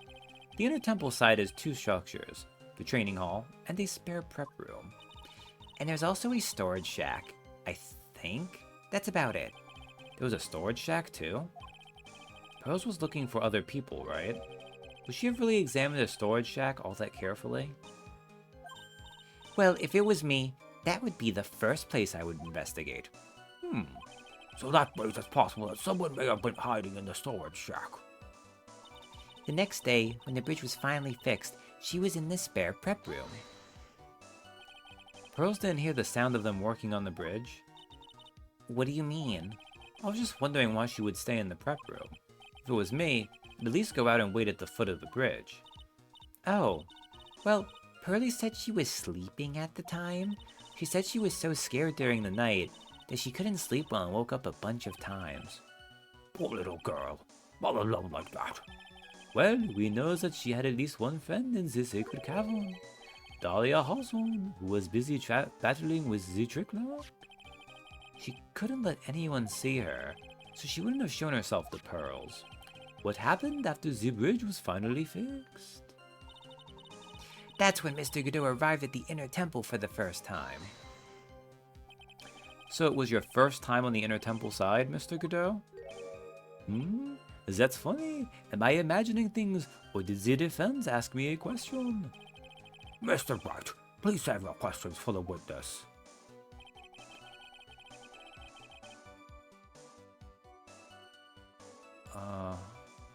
This would be the judge, right? Unless you heard from someone else or something inadmissible as testimony. Those are your words, Your Honor. You say, Mr. Wright. Well, what do you have to say, Mr. Godot?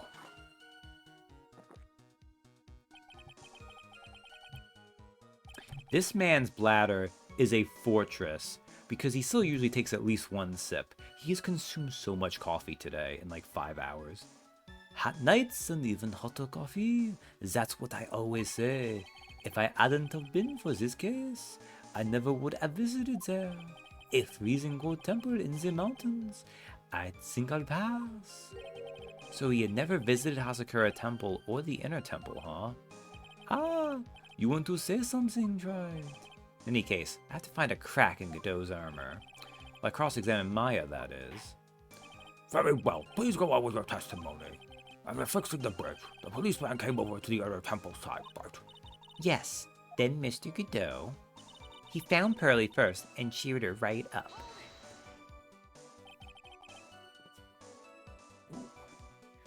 He cheered her up?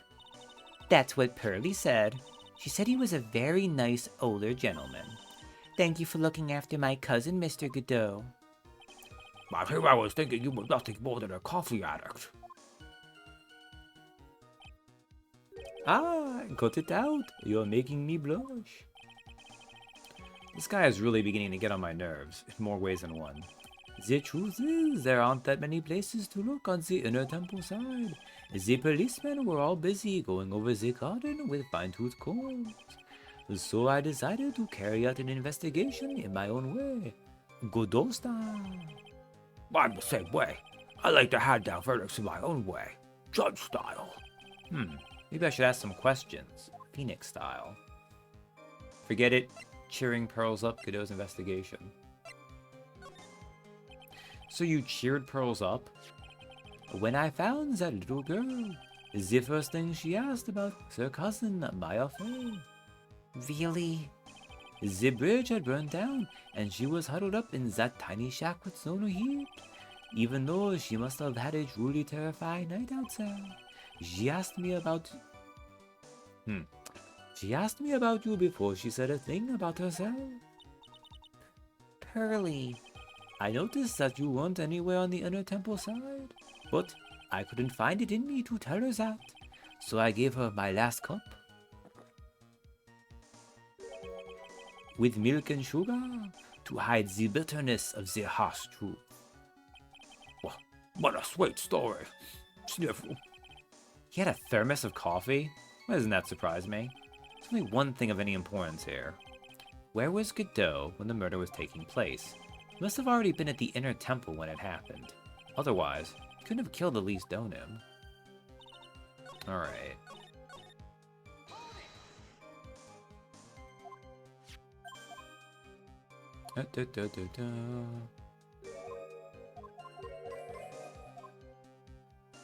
Ask about Godot's investigation. You said that you conducted an investigation of your own. Did you find anything? It looks like my investigation went about as well as yours, Try. After all, I did miss the bloody writing on the lantern.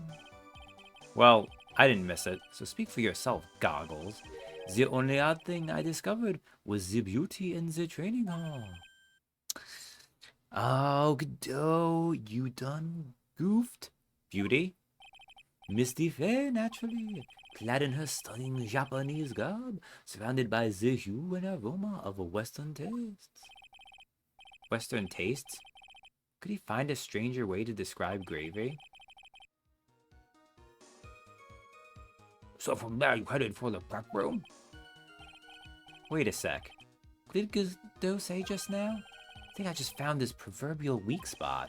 There's only one thing of any importance here. Okay.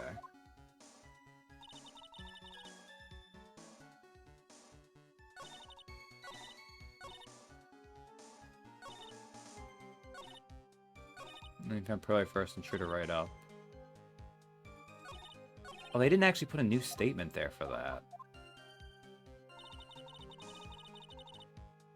Well, he mentioned... This is weird, okay. That's when she looked around, okay. That's when Miss arrived at the intern for the first time. Alright. So he mentioned her covered in gravy.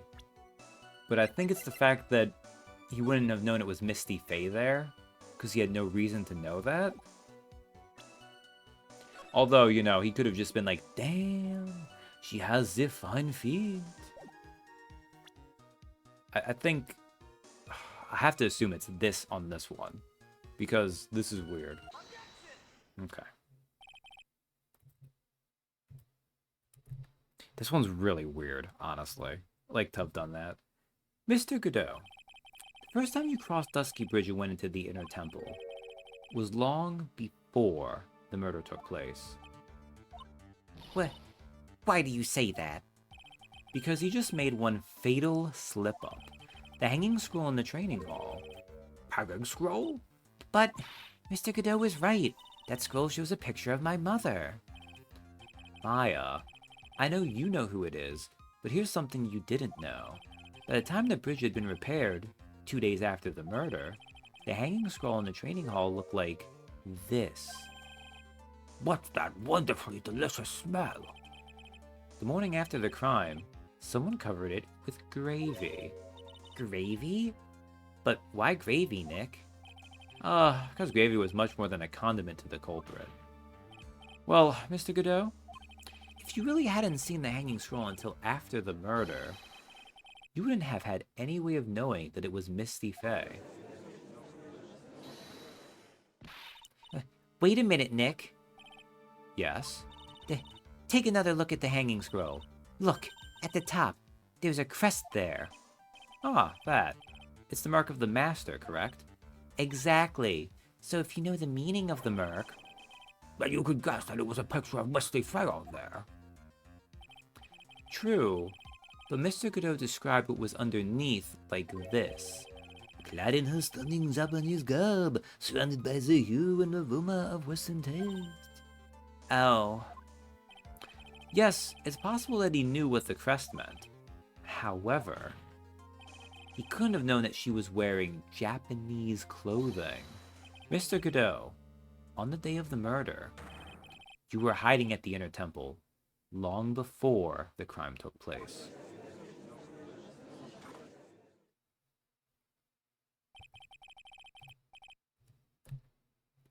Can I ask you just one little thing, Try?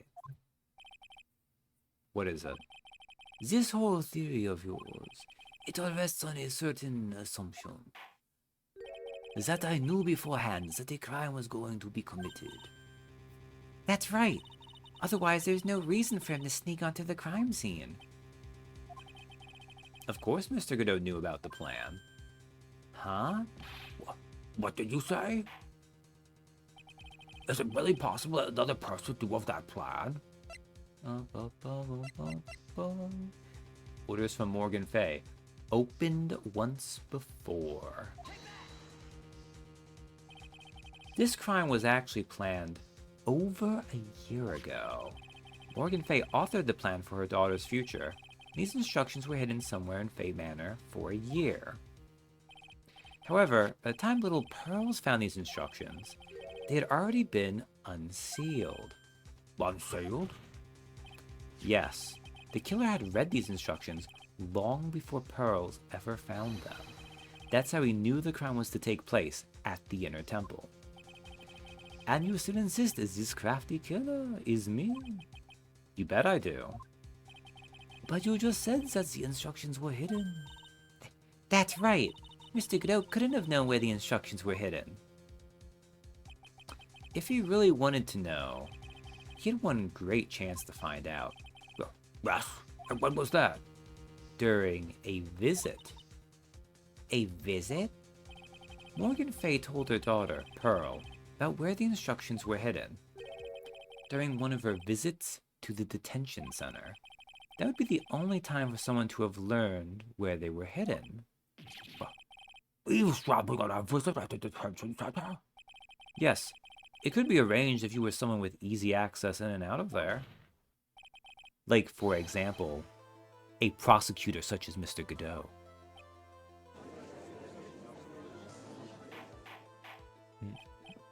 Border, Mr. Godot, under fire again.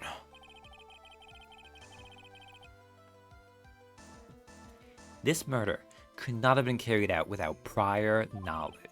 And you were the only one that could have acquired this information before the murder.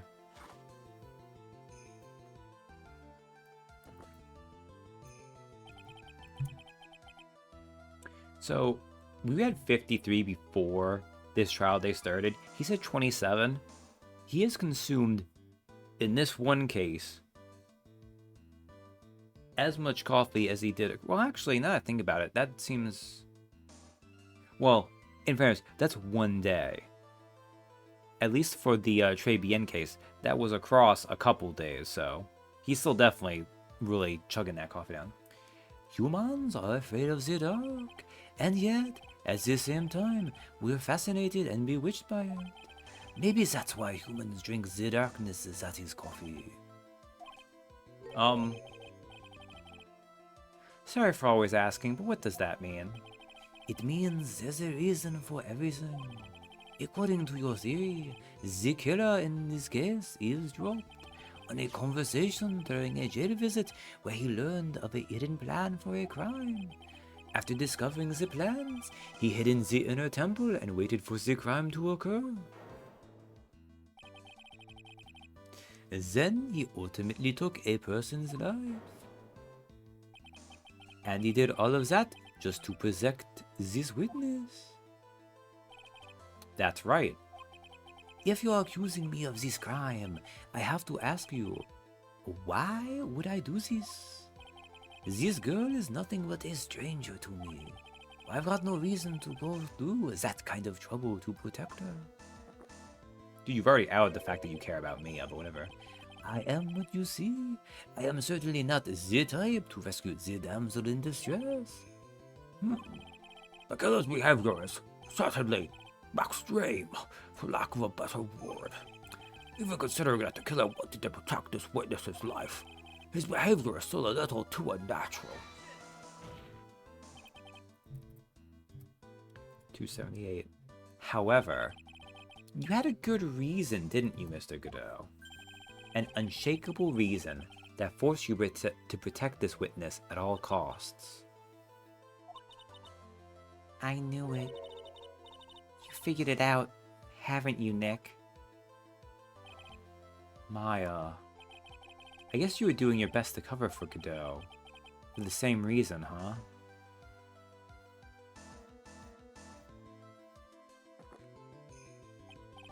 Okay, that's right. I'm all ears. Let's hear it. Did we actually get...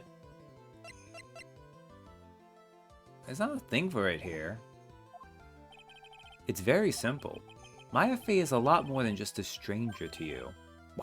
What's this? There's one person who lies at the very center of this whole story. One person that ties you and Maya Fey together inextricably. Okay, I was like, we don't have a thing for Diego Armando, but it's because we gotta mention Mia.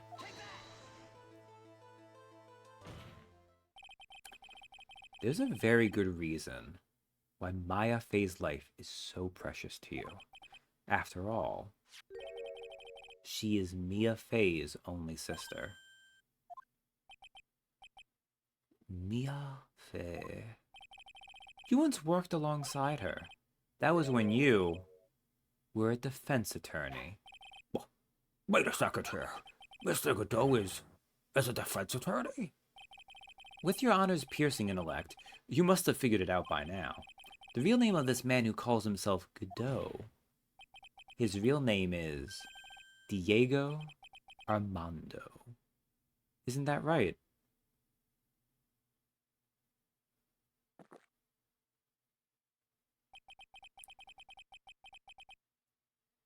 Is the last time someone called me by that name? It was over 6 years ago. Diego Armando. That name rings a bell. It should, Your Honor. All of this is related to a single case. A case in which a convict named Terry Falls killed himself. Mia Fey's first time in court, the tragic outcome left a deep wound in her heart. She knew that behind it all was a heartless, scheming demoness in disguise. But in the end, Mia couldn't tear off that disguise. However, there was one man who reached out to help her. Diego Armando, a senior defense attorney at the office where Mia worked. It's my fault. It's all my fault that Mr. Falls killed himself. Mia, you can't cry yet.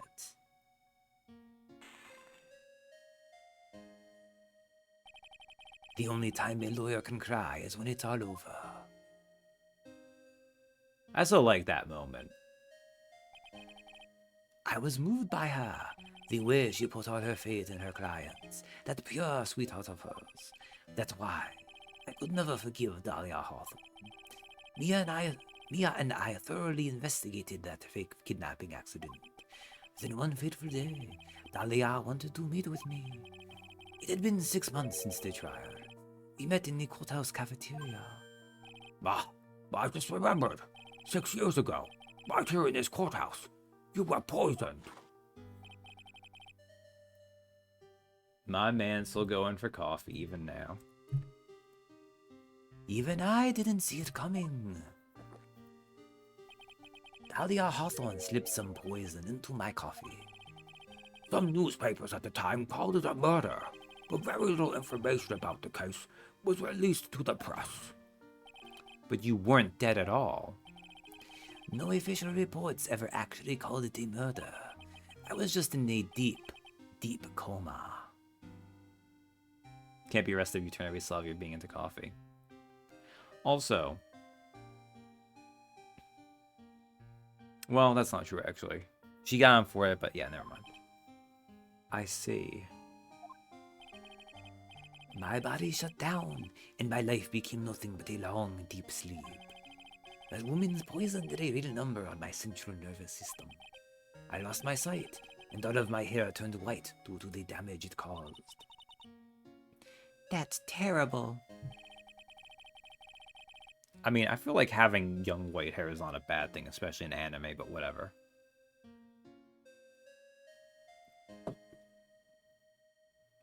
Apparently, it was a miracle that I ever regained consciousness.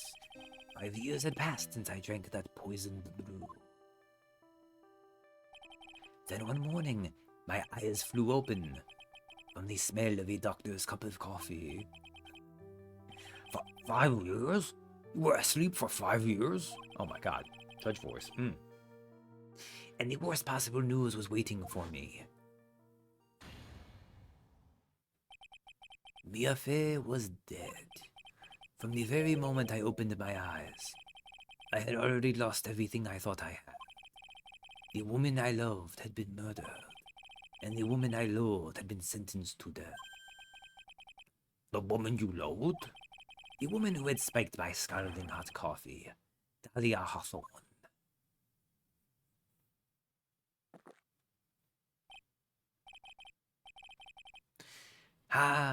Good old Mia. She didn't let me down. She got her revenge before she checked out. In the end, there wasn't anyone waiting for me when I woke up. That's so sad. For someone like me, someone who had slept away their best days, there were only 2 reasons left to live. It was for those 2 reasons that I decided to become a prosecutor. If I may ask, what were your 2 reasons to live? The first was you, Trilogy. Huh? The me? If I hadn't drank that stupid poison, Mia Fey never would have died, much less the way she did. You were the only one who was there to protect her.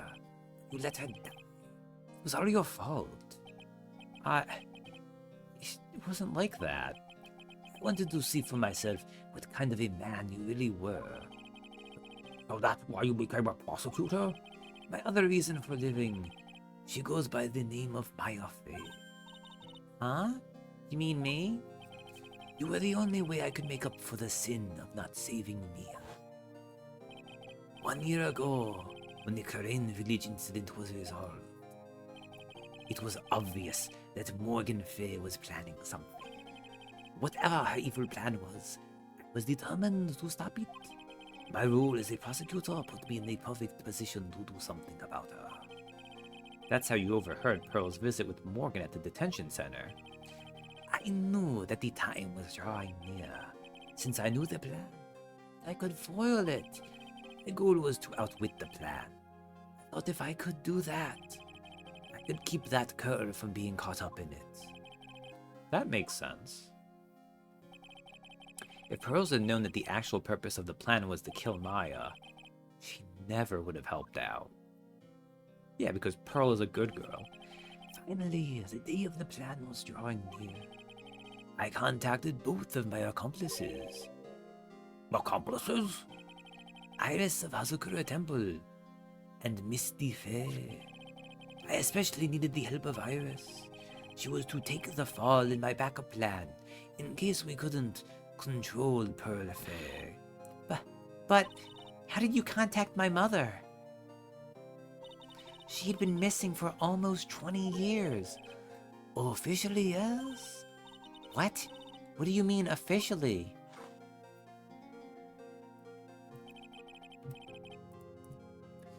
You've heard about it, haven't you? About these strong ties between the main family and the government.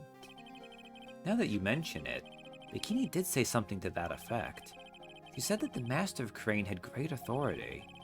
Even without her official position, Misty Fae still wielded great influence.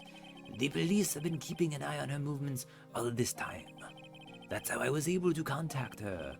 Again, because of my position as a prosecutor. So wait, are you saying that all this goddamn time, Edgeworth could have been like, hey Phoenix, that girl you hang out with? I know where her mom's at. Oh, it's fine. We all know that Edgeworth doesn't really acknowledge women most of the time anyways. He probably just never thought about it. So my mother was cooperating with you? Don't ever forget, no matter how far away from you she was, she never stopped thinking about you. She was always... That's why I knew she would do anything to protect you. If you want to know how strong her resolve to protect you was, look at her staff. Her staff? The one with the sword in it? The day the plan was to be carried out arrived soon enough. We met for the first time at Hazukura Temple. That's when your mother showed me her special staff. I realized it then, just how far she was willing to go. She was ready to use that sword to protect you from Morgan Fay, if necessary. Yes, even if it meant paying the ultimate price. Mother. That night, the night of the crime, there was just one way to stop Morgan's evil plan. You mean Pearls, don't you? We had to make sure she didn't channel Dahlia Hawthorne. Well, pals, what are you going to do tonight? Well, if you'd like, you can come to my room. Perhaps we can read some books together. We thought that we could prevent her from playing her part in Morgan's plan. She never showed up. She was worried and followed me to the inner temple. That was the thing we were most afraid of. That's why Misty Fae had to do the channeling herself. She channeled Dahlia Hawthorne into her own body. What do you mean? Okay. But why didn't she just put on, like, manacles, which as a prosecutor you could have had easy access to, and then channel... Whatever. It's fine. We wouldn't have had a case if they did something like that. It had to be elaborate. What do you mean? If she channeled the spirit first, then Pose wouldn't be able to do it herself. Master of Crane, Misty Faye's power was supreme. So that's how it went down. She channeled Dahlia Hawthorne so that the Pearl Faye wouldn't be able to. Ah!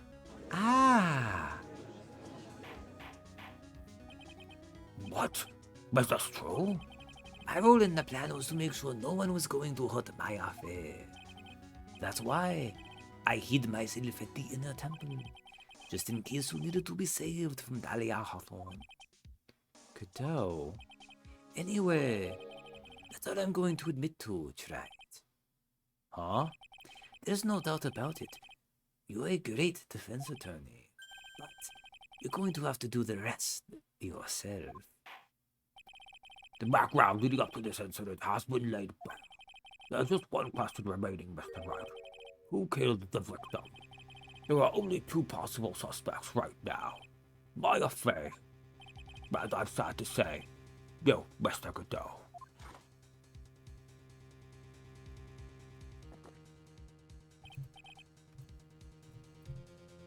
Well tried. Well, sorry. Well tried. If you're the real deal, then finish this thing once and for all. Show us beyond a shadow of a doubt that you can finish this on your own. No, Nick. Please don't. Maya. I heard the whole thing from my sister in the medical office. That's why I have to protect Mr. Godot. I can't do it. I can't testify against him. After all, he's the man who put his life on the line to protect Mia. And me too. Maya. I know that. Nick. But even so, it doesn't absolve him of his crime. Please, Maya. Testify. Miss Faye, more testimony, please. This is the final testimony. Don't bother trying to hide anything, because I'll know. I want to hear the truth from your own lips. I understand. I'm sure you're right. I'm ready now, Nick. All right, young lady. It's about the moments before you lost consciousness. What exactly happened at the time of the murder? Do we have a thing for Diego Armando, or did his thing update? No, it still says Godot there. Okay. The time of the murder.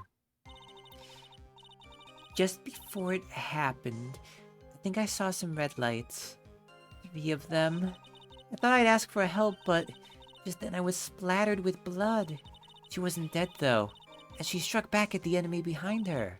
Suddenly, the red lights went out and the whole area was dark. Just at that moment, there was a horrible scream. Right after that, Dahlia collapsed and I lost consciousness. These red lights. I thought you said you don't remember seeing them. I'm sorry. I thought I saw them, but then they disappeared all of a sudden. Things break, tried. Even the best of theories. Who was it that stabbed Misty Faye?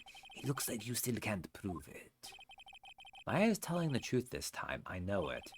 The rest is up to me. Well then, Mr. Wright. Proceed with your final cross-examination of the witness.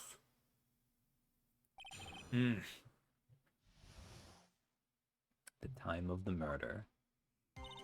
Just before it happened, I think I saw some red lights. 3 of them. Lights shining in the dark. I don't think you could make a mistake about that. Yeah, you're right. I think I saw them, but I can't say for certain. And I can't tell you for sure they were from Mr. Godot's mask either. I don't get the feeling she's covering for him anymore, but we'll keep pressing harder, I guess. But just after that, you turned towards the lights and called for help. Isn't that because you thought the lights were coming from Mr. Godot's mask? Yeah, I guess so. Maybe that's what I was thinking at the time. But I can't remember. After all, there was a person I couldn't identify in front of me. Maya's life was in terrible danger at the time. There's no way she can remember the details of the scene perfectly. All right, Red. Let's go on with the testimony. What did you do when you saw the red lights? Okay.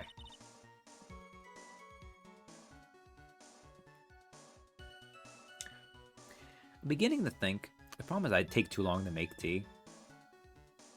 I should really do it so I can set up 2 cups of tea. Because I'm always running out, and I still got a little bit of time left, but I think we're near enough to the end I can power through. I thought I'd ask for help, but just then I was splattered with blood. That blood, was it Dahlia Hawthorne's blood? I think so? Probably. Just at that moment, I heard a soft scream that seemed to be close by. It was a woman's voice. So that was when the killer stabbed the victim from behind with the murder weapon. Is that right? Without a doubt, Maya was in the middle of a really dangerous situation. Anyway, the victim was stabbed by the murder weapon. What happened after that? She wasn't dead though, and she struck back at the enemy behind her. Struck back? How do you know that? Well, you're right. I didn't see it exactly, but I could tell by the sounds of their breathing and movement, and also the smell of blood. You have witnessed more horror than any young lady should ever have to in one life. So then, what did you do at that point? I couldn't move. I could just barely make out their shadows moving in the dark, but I had no idea what to do. Could you still see the red lights you mentioned earlier? Yes, I think so, but suddenly the red lights went out and the whole area was dark. They went out? Yes, suddenly I couldn't see them at all. What could it mean? The red lights were coming from Godot's mask. They went out right in the middle of a fight. Maybe the mask was damaged? Or maybe it was knocked off. Or maybe the batteries ran out, right? Or maybe those little red pinhead-looking lights just stopped working. What could have really happened then? Just at that moment, there was a horrible scream. What do you mean by just at that moment? Do you mean the moment when the red lights went out? Yes, that's right. The scream that you heard then, was it Dahlia Hawthorne? I don't think so. I'm pretty sure it was a man's voice. What? So that scream came from the killer? That's gotta be it. I think Dahlia Hawthorne must have taken the blade and attacked the killer with it. And then the killer let out a scream of pain, huh? After that, the killer stole the blade back and delivered the final blow, I guess. Well, Mr. Wright, that seems to make sense to me. It sounds like a reasonable deduction, but I still kinda wonder. Okay. We know this is the case because of the murder weapon thing, but I do want to press the right thing, so we'll come back to this in a minute. I think that's exactly how it happened. Of course, after all, my deductions are almost certainly always correct. All right, let's go on with the testimony. The killer and the victim were fighting ferociously. What happened then? Right after that, Dahlia collapsed and I lost consciousness. And what about the killer that stabbed Dahlia? I'm sorry, I don't know. Really, it's true, Nick? I believe you. On this point, I'm sure Maya isn't lying. It appears that the darkness has proven to be your undoing, Try. I've got to use this testimony to prove that Godot committed the murder. I really wish I didn't have to do it. For some reason, I get the feeling that some part of Godot actually wants me to.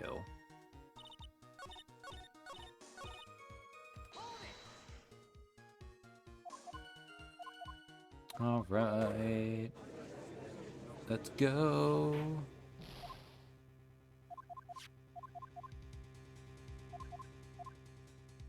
There's a contradiction. It turns out there was no murder weapon shuffle. I'm sorry to say this, but that interpretation would create an enormous contradiction. That makes sense. After all, my deductions are almost certainly never correct. Well, at least the judge was honest that time. Remember the testimony she just gave? Before the killer let out a scream, Maya said she had already been splattered by the victim's blood. In other words, the blade and the staff had already been plunged into the victim. Ah, is that right? She couldn't have struck back with a sword that was already stuck in her body. The weapon that caused the killer to let out a scream must have been something other than the staff. If you're so sure about that, then don't keep us waiting any longer, try it. There's only one thing I can think of that could have been used as the weapon here. If Dahlia Hawthorne had already been stabbed in the back by the staff, what could she have used to strike back at the killer? Why is this only worth 2 points? I know it's not a hard one, but naturally, the dagger the killer brought to the scene of the crime. Oh, that's right. I forgot about that. This dagger was found at the crime scene, stuck into a pine tree. Yes, the detective found that this morning and brought it to me. Dahlia Hawthorne struck back at the killer with this, and she managed to wound him as well.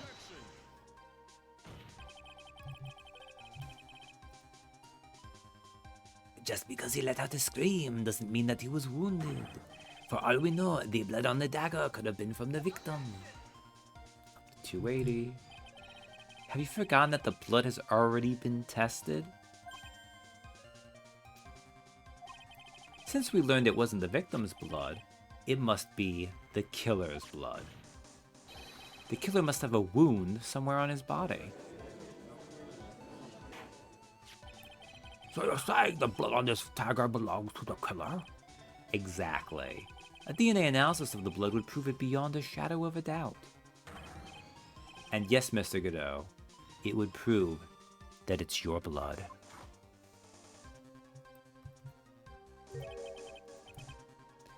Nice theory, tried.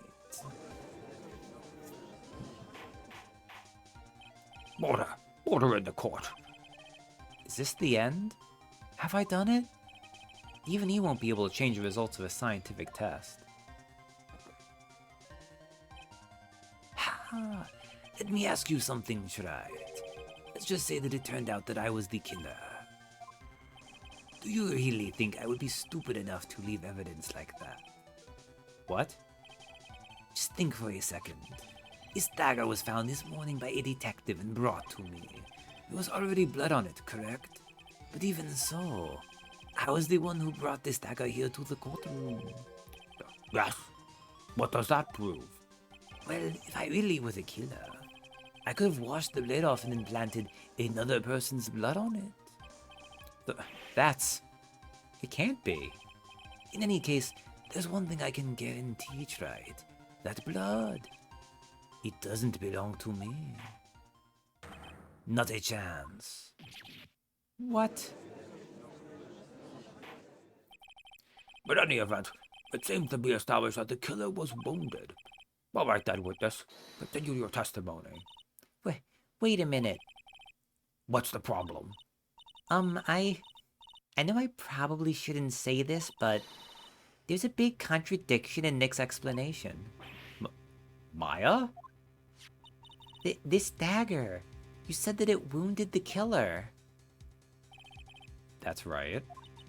But, if Mr. Godot had really been cut with the dagger, his clothes should be bloody or have a rip in them, right? Maya? Maybe he just changed his clothes? That'd solve the contradiction pretty easily. What are you talking about? It's not that simple at all. Remember back to the day of the murder. Everyone that was on the inner temple side got trapped there. Ah, but that's right. And once the bridge was fixed, the police headed for the inner temple. Mr. Good. Oh, Mr. Godot was already there waiting for them. He never had a chance to change his clothes. Ugh. Order in the court. What the witnesses says is true. Well, maybe he brought a change of clothes with him. It was cold as fuck up there. But no one could have predicted the lightning strike that shut down the bridge. Why would anyone have brought a change of clothes? Did the judge take smart pills during the last recess? Why would you go to a remote mountain location and not have at least a change of clothes or two, because you're probably going to be there for a couple days, whatever. Well then, maybe the killer took off his clothes. I mean, obviously this is not the right path to go down anyways, but maybe the killer took off his clothes before he committed the murder. That way he wouldn't get any blood on them. Okay, Phoenix, you're reaching a little bit here, man. Come on. Catch back up to yourself. That's impossible, try it. You know how cold it gets up there late at night. Eh? After a few minutes with no clothes on, you'd be frozen solid. Ah, the nude serial killer. Hey, Darth. Ah, so that's all you've got. I knew you weren't tough enough to finish this. Ugh. Right now, if Mia Fey were here, she would have closed the book on this case already. If Mia Fey were here? So come on, try it. Can you do it or not? How about it, Mr. Wright? You've accused Mr. Godot of being the killer, but can you prove it? Have you got even one piece of evidence? The question isn't whether I can prove it or not. The fact is, I have to prove it. That's the only choice I have. I was taught that it's one of the rules of being a lawyer. You can only get your client not guilty if you find the real killer. I can prove it. I'm going to bring your magnificent vengeance to fruition, just as you want it. Ha, that's good. A fighter till the bitter end, try it. Since there's just one piece of evidence that can prove your point, why don't we go for the unlimited penalty? Let me save just in case I'm a dumbass. OG Pursuit Remix. Are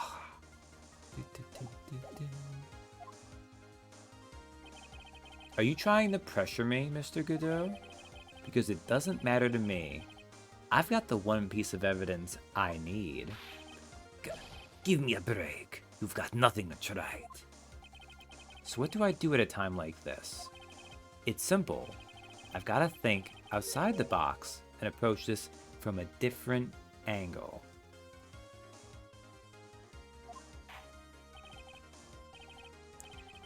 All right then, Mr. Wright. Let's see what you've got. There's one thing I've demonstrated in the previous cross-examination. The killer was wounded. That was proven by the blood on the dagger. But we decided it was impossible for him to have hidden such a wound. If he had been cut by a dagger, there should have been a bloodstain on his clothing. There's one place the killer could have hidden his wound. What did you say? Hidden?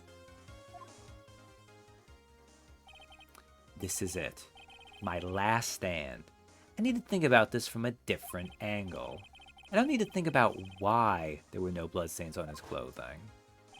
I need to show how he hid the wound. It's the end of the line. The final stop, right? Let's hear what you've got. Where's this location where you say the killer hid his wound? I had to use evidence for this?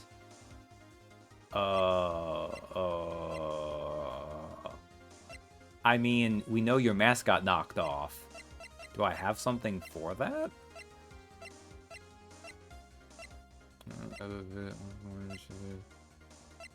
Taken the morning after the crime, the lantern. Do I just...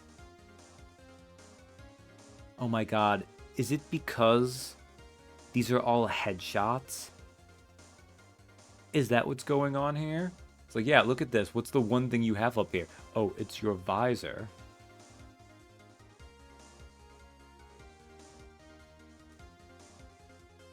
Well, we already saved, so it doesn't matter. Ha! I don't know what you're talking about. And frankly, I don't need to know. What I do know is that you'll never be half the lawyer she was. Isn't that right? Try it. Oh, snap. What was that just now? Mia? It can't be. You're living on? Through him? Even as we speak, you're still hiding the wound.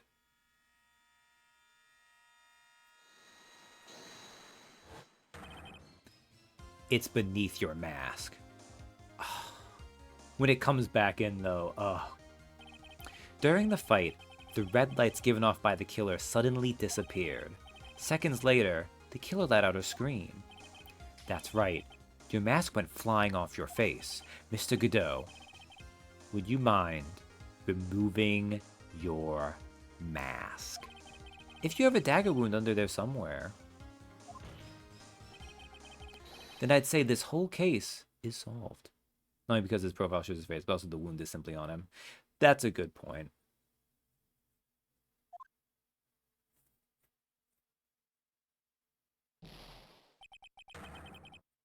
Arr! You know, I will say, because I think Godot's pretty decent in this case. The major downside to this moment for him, let me add this coffee to him, is it is unfortunately reminiscent of Manfred von Karma.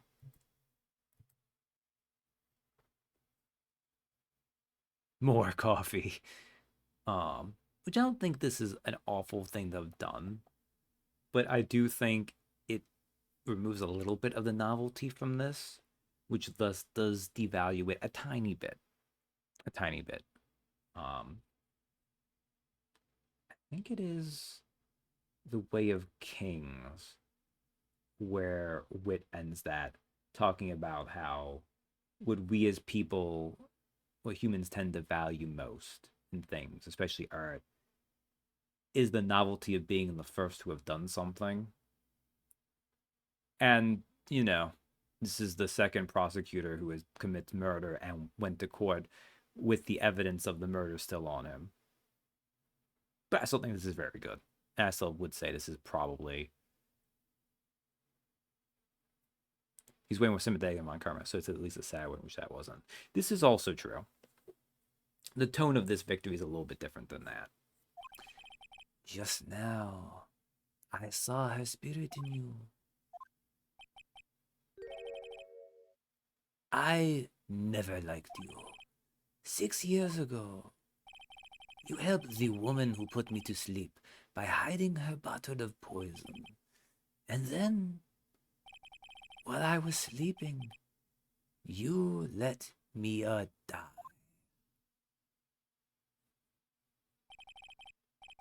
But you didn't care. You just kept living your pathetic, happy-go-lucky life. You even had the nerve to follow in her footsteps as a lawyer. I could never forgive you. That's what I thought, Mr. Godot. But I was wrong about you. I knew it from the very beginning. The truth is, the only person I could never find it in my heart to forgive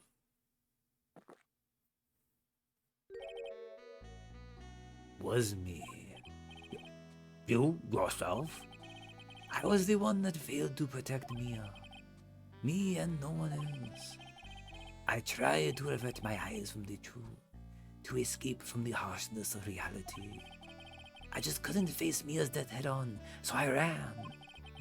I hid behind a mask, I threw away my true name.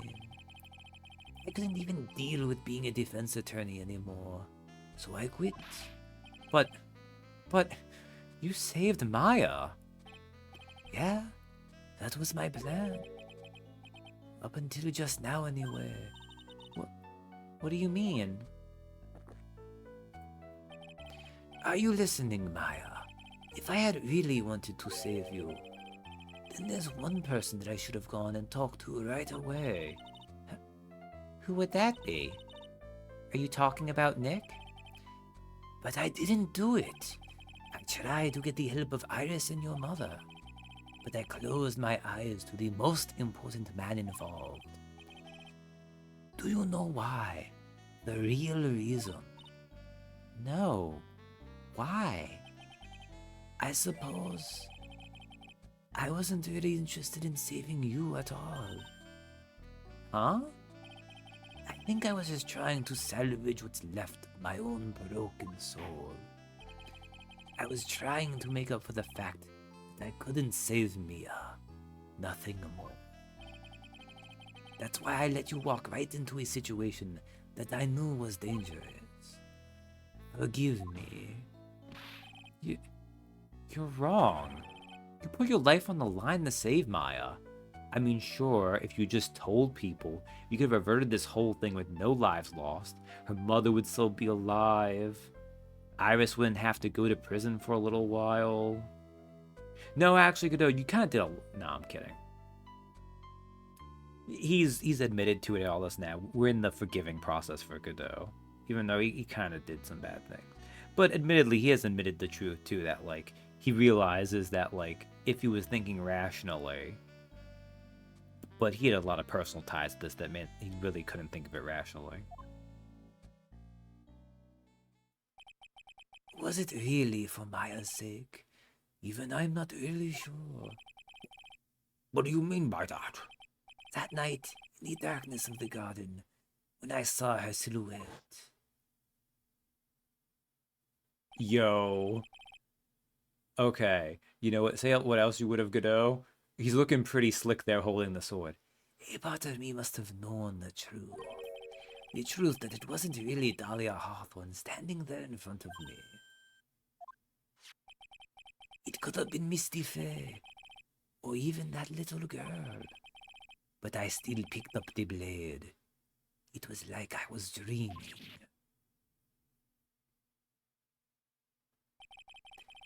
I'm not sure exactly what was going on in my mind at that point. Was I really motivated by the pure desire to protect my affair? Or was it something else? Was it my hatred for a woman who had stolen everything from me 6 years earlier? Could it have been simply a desire for revenge? Case Tony Wiki. In early drafts, every character from the Fake Land dies except Maya. Oh, jeez. He was thinking he was gonna kill Pearl, too? Oh, God. And I guess Iris as well. Well, I'm glad that it isn't the case. Although, I think they do kind of... We'll see, they kind of bench Iris, and they don't bring her up at all, and I doubt... I do not expect Iris to ever return in a future Ace Attorney. Because I really think Phoenix, like, I would love to be wrong about this. I think Phoenix is done with being shipped with characters actively. Like, I don't think he's ever going to get a partner. As much as people wanted to just cut to, like, him and Edgeworth having rings and then it winks. I wonder what's going on there, guys. But certainly, like, the only way they would bring Iris back is for that purpose, and I just don't see them doing it. Not if they didn't bother bringing back Francisca yet or Gumshoe yet. Also, the fact we have the still but Note 7 announced. Man, thanks for mentioning that, Astro Dude. That's wild to think of. Part of me almost feels like that could... But I could believe it, too. You hear things about the writing process for these games. Could it have been simply a desire for revenge? Also, part of the reason why I can't do a fantastic Spanish accent of any kind, I can't really roll R's. like you probably have heard and told with this, I'm not great with R's in general. It's a minor speech impediment from when I was a kid, because I have a high palate, so it's a little bit harder for me. And I never really fully settled down on learning it. Like, I got enough to do a little bit, but that way I've just never really gotten good at practicing rolling R's, which is more about tongue movement, really. But so, And now, I don't know anything anymore. I did learn something today, however. I finally realized that I was the arrogant one. I was just chasing an illusion, a fantasy. The stupid fantasy of defeating you in the courtroom. You were the one who made me realize my folly. You never ran away from Mia's death. Instead, you picked up where she left off, as a true defender of the people. I do appreciate Godot having that moment of seeing him and Mia like superimposed like that, though. In that one moment, I understood everything. I think it could have been slightly more impactful what figured it out, but still, it works. Mr. Godot.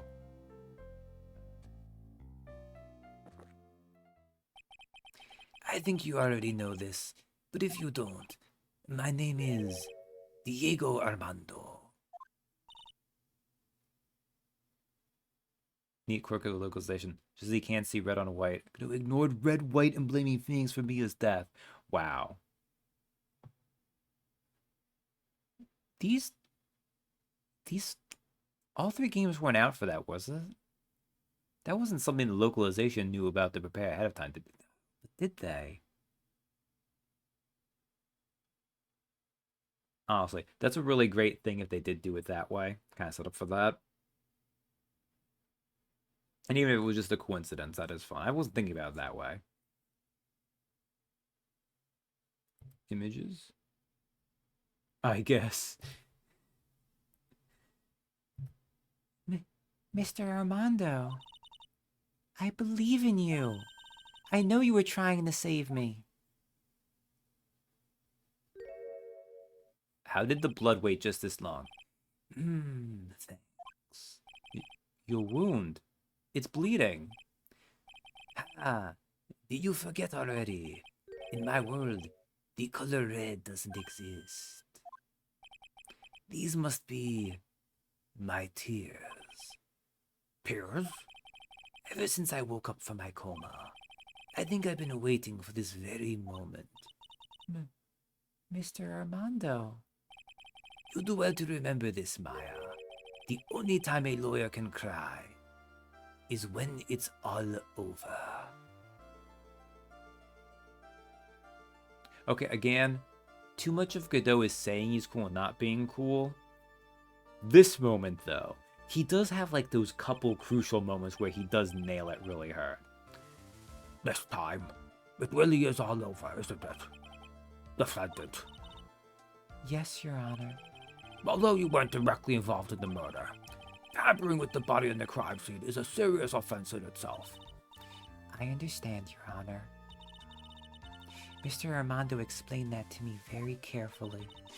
I knew the risk and I willingly cooperated anyway.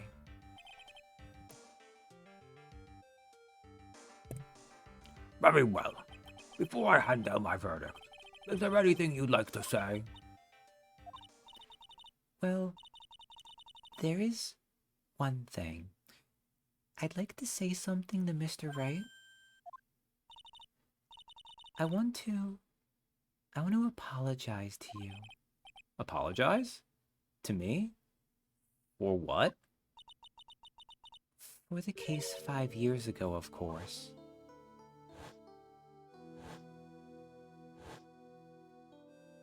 Oh, baby Phoenix. Baby Phoenix. I just remembered. Weren't you poisoned by your own lover? Not exactly, but yeah, something like that. Even now, 5 years later, I can hardly believe it. She was going to do it. She was planning to kill me. It's not all that surprising.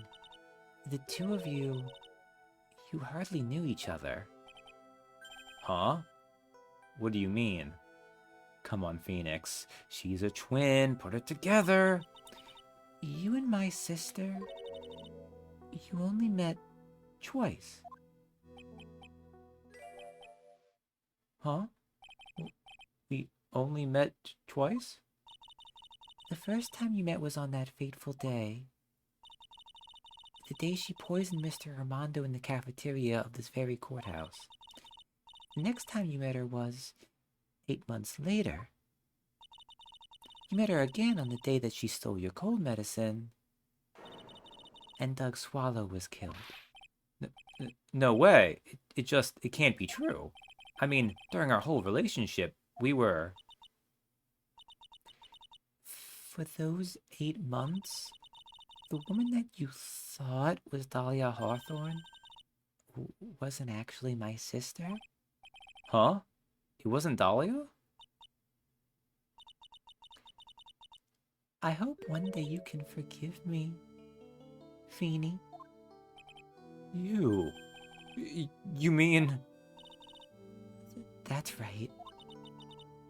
I lied to you for 8 months. But why? Why would you do such a thing? Ever since she gave you the bottle that day, my sister was trying to get it back as soon as she possibly could. Because of the police investigation and their surveillance, she couldn't move about freely. So that's why you... My sister, from the beginning, she was prepared for the worst. Prepared for the worst? She thought that you might somehow discover the truth. That's why she was always ready to deal with you at a moment's notice. I mean, she was ready to kill me, don't you? She already had so much to answer for. I didn't want any more sins on her soul. I begged her not to do it, and she agreed to give me a chance. And that's why? You came to me?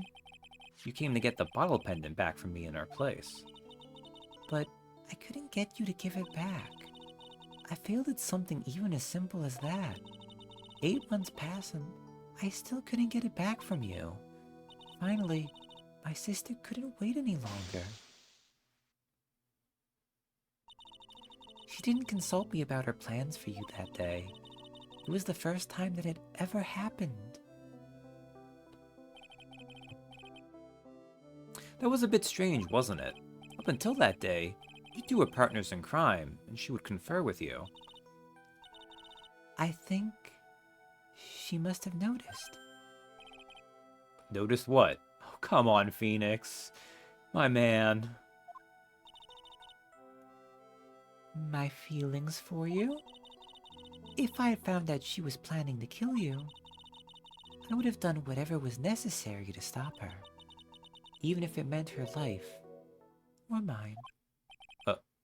Iris? After spending those 8 months by your side, my feelings towards you, they changed. I have something to say to you, too. Yes? You really are the person I always thought you were. Even after Dahlia Hawthorne was found guilty, I still believed in you. Aww. Thank you.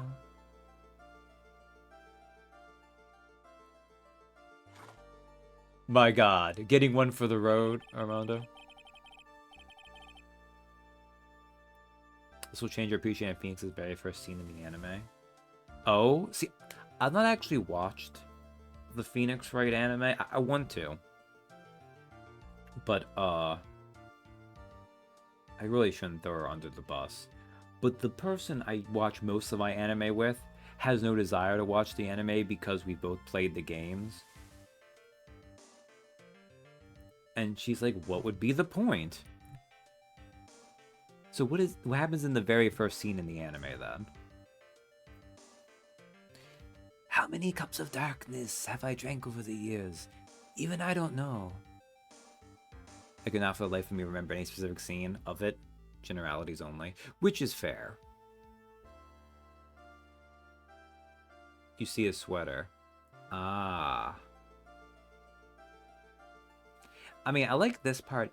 I think even within just this game, it's really nice because Phoenix is like, that it can't be my Dahlia who did this. I don't believe it. And everyone is like, this stupid college kid. He is wrong. We all saw what a Jezebel tricksome girl that Dahlia was. But it turned out Phoenix was right all along. His Dahlia was not that Dahlia. How many cups of darkness have I drank over the years? Even I don't know. I'll tell you though, right now, this one here is the greatest cup I think I've ever had. Don't you think so, Phoenix Wright? Oh my god, I forgot they... I forgot they did that. That is truly a wonderful thing to have done. Yeah, I think you're right. Okay, however, they did make one mistake. Phoenix having it, fantastic. The judge should have one too. Unless he does he? Wait a second.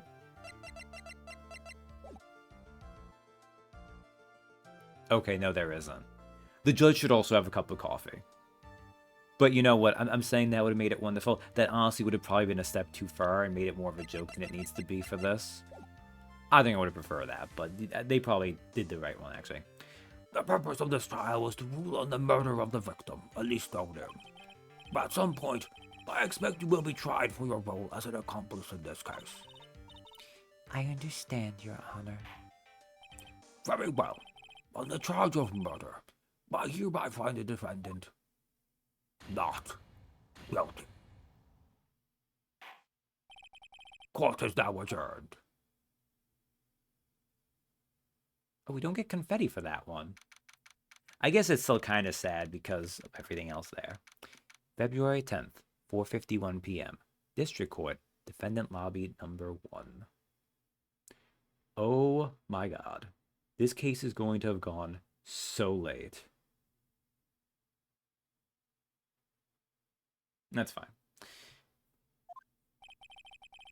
Because we still have the ending credits, so it's fine. I didn't go too long. So I guess it's all over. The way everything ended. Was justice really served? The man who risked his life to save Maya is being sent to prison by my own hand. Of course justice was served. Mia!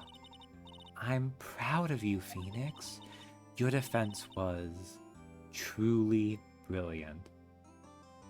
Wow, I think I'm choking up at this a little bit. Whew.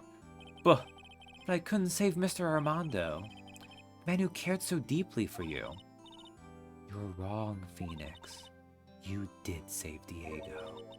You saved him in the only way possible. You mean with that verdict? I think one day you'll understand too. Phoenix, I want you to remember one thing. You were as good out there today as any defense attorney could ever hope to be. There's nothing more you can learn from me.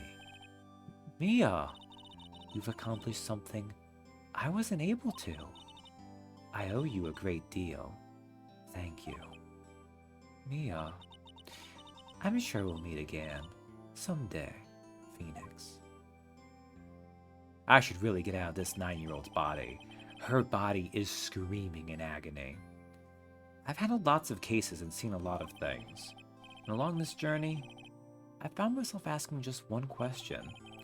What does it really mean to defend someone?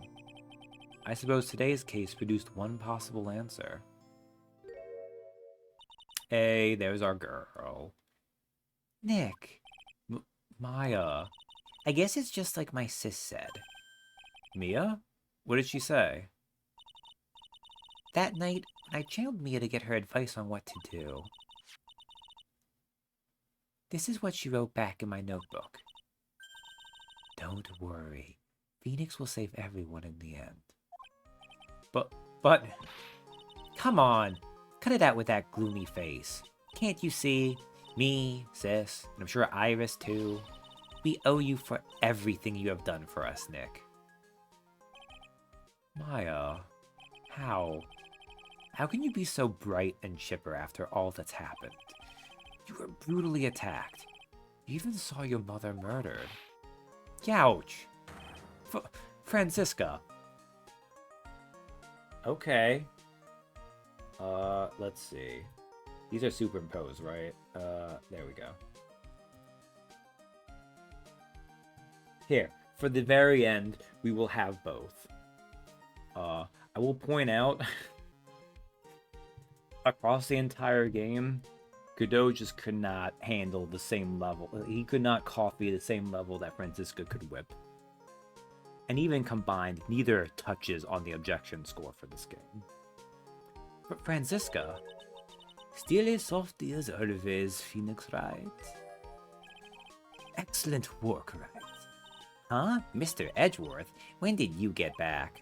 Oh, that's right. I guess no one filled her in on that. Edgeworth and Francisca have actually been helping me. Helping you?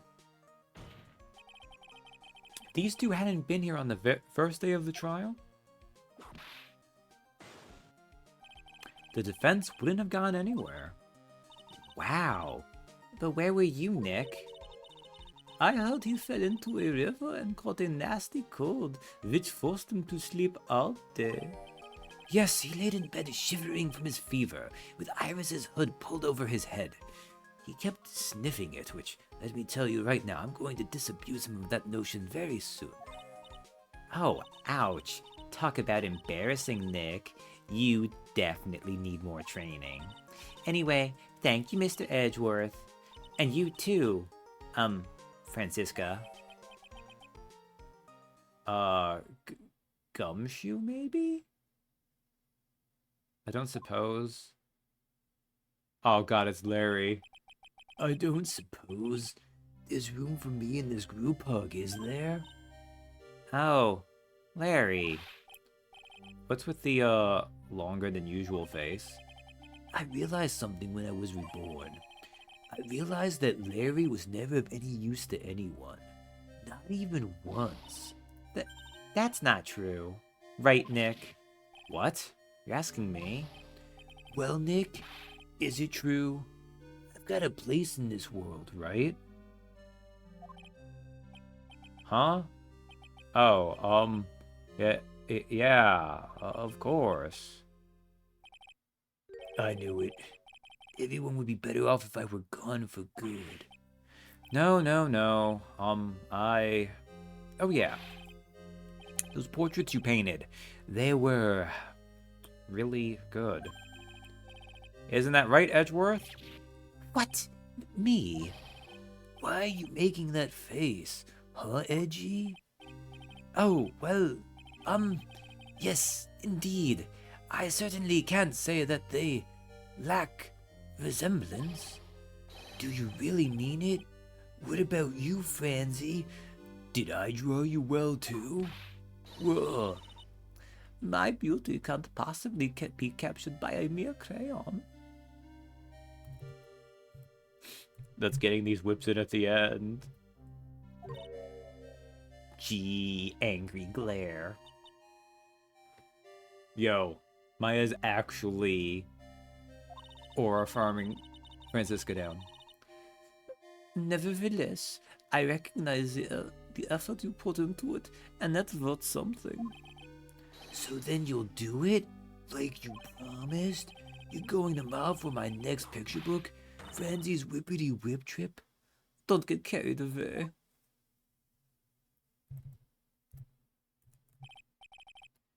Well, how about that? I guess painting portraits is the only thing I'm good at. The painting of Pearl was pretty darn good too, if you ask me. Huh? Now that you mention it, I haven't seen her around. Pearls. Where could she have gone? Normally she would have made a beeline for Maya. Oh, I'll go look for her. Be right back. Hey, Pearly. Right. You seem to be uncharacteristically puzzled. I suspect you are wondering how Maya can be so cheerful despite all that has happened. Yeah, actually. To be honest, I can't understand it either. Francisca? That's right. She lost her father fairly recently as well. I think I understand how she feels. Maya is a much wiser person than she appears, and I think she realizes something. Now is exactly the time when she needs to be as strong as she can. You know what? I actually like this one for Edgeworth a lot. Because he so very rarely actually thinks about women and their interiority. You can tell he's put a lot of thought into this, that he realizes this about Maya. What do you mean by now is exactly the time? Maya wasn't the only one that was badly wounded by this incident. In fact, there was someone that was hurt far more deeply than she. I believe it's for that person that Maya is trying her best not to cry. Someone who was hurt more deeply than Maya? Edgeworth. I think I'm starting to understand too. How? Then tell me, Phoenix Wright, who is Maya Fey being strong for? Are you kidding me, Francisca? Actually, in fairness, I don't think Francisca ever really pays attention to Pearl, so it kind of does make sense. Pearl Fey. The poor kid. After all, the reason that she worked so hard to follow the instructions was because she loved and believed in her mother, Morgan. It's for the good of the Fey clan. I'm sure she believed in every last word. She thought she was doing it for Maya. That's why she was so happy. Oh, I really wish... You get to see Pearl a little bit in the sequel trilogy. I kind of wish there got to be more with her. I can understand them not wanting to do too much with them. Partially because the whole conceit of the sequel trilogy is even when they backed down and they brought Phoenix back, and they also made a third defense attorney, they really did want to keep Apollo in it. And you can't really have Apollo have much of a presence if you drown him in Phoenix's NPCs. Now, they still have issues with getting through Apollo. I think by the third game of that one, by the sixth one, they kind of have figured it out. Because they reset Apollo enough times, they had to be someplace. But it definitely is a learning process for them. Aww, the girls. See, these are Phoenix's girls. Like, I wouldn't blame someone if they shipped him with Maya. I think seeing them as a brother-sister thing makes a little bit more sense. But this right here, this is his family, I feel like. Edgeworth will always be important to him. I think he's on friendlier terms with Francisca than especially Francisca would want to admit. He's got a rapport with Gumshoe. This is his family. And then he adopts a girl by the fourth game, but we'll get there eventually, I think. It shows how truly devoted she is to Maya. But it's a cruel irony that it was her exuberance that led to this tragedy. Maya Fey's mother was killed, and Maya herself was put into the deepest peril imaginable. That's exactly why Maya's putting on a brave face. She's doing it for Pearl's sake. Till she can see her smile again. After this case, I recommend Crown of Pencil's short fanfic, The Tri Branch. Oh, keep that in mind. Oh my god. Please, Gabe. Please, stream. You can make it. It's losing it. I see the bitrate dropping. You might have seen a little hiccup there visually, but... Oh hey, so this is where you all were. Wow, looks like we've got quite a bunch here today. Youch! What was that for, sir?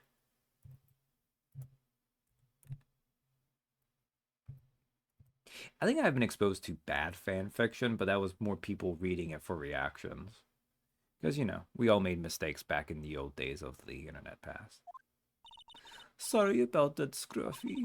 My VIP just seems to have a mind of its own. What's up, Detective Gumshoe? Oh, you know, this and that. Anyway, congrats on your win. Let's go out tonight, pal. Dinner's on me. My salary's just sorta kinda gone down by a teeny weeny bit, but it's alright. I made reservations at a first-class French restaurant tonight. Pretty good work, Scruffy. That whip was your reward. Reward? Man, Francisca's really just pumping up her numbers here. Detective Gumshoe? You said a first-class French restaurant. You don't mean... Très bien. Where else? I knew it. We're doomed. Gumshoe, you've eaten there. You know it's ass. Why do you want to pay so much for everyone to eat ass food? Come on. Let's go, everyone. Oh, I guess Maggie's still there. That's why. Can't keep Maggie waiting, pal. Hey, you, crybaby. You're invited too. Oh, forget about me. Pearl and I will be at the loser shack eating potatoes. You know, Maya is taking an awfully long time to get back. She's still out looking for pearls. Oh, Maya, what's wrong? Nick, what do I do? Pearly, I can't find her anywhere. Huh? I'll bet she just went back home. That's all. I thought so too, so I called the village, but no one has heard from her. This has never happened before. As I figured, she has been badly hurt by this incident. She feels responsible for the tragedy that has befallen you, Maya. But none of this was her fault. What should I do? Detective Gumshoe. Yeah, what is it, pal? Could you guys go on ahead? But what about you? Maya and I we'll join you guys once we find pearls. Nick. Don't worry about us, Detective Gumshoe. We may be a little late, but we'll definitely be there. We have a lot of celebrating to do tonight. I wouldn't miss it for the world. Yeah, but you're the... Very well, Phoenix Wright. We'll go on ahead.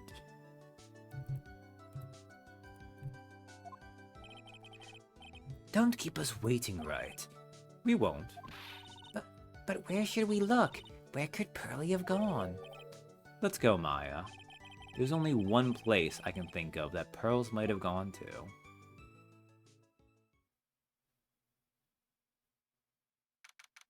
February 10th, Hasakura Temple, main gate. Hazakura Temple. For pearls, I bet this is a very important place. After all, it's where this whole incident started. Fuck me. Why? I mean, she was gonna come anyways. What's this? You're all back again so soon? Sister Bikini? I thought we'd be eating mashed potatoes alone tonight. So she's here? Pearly is here?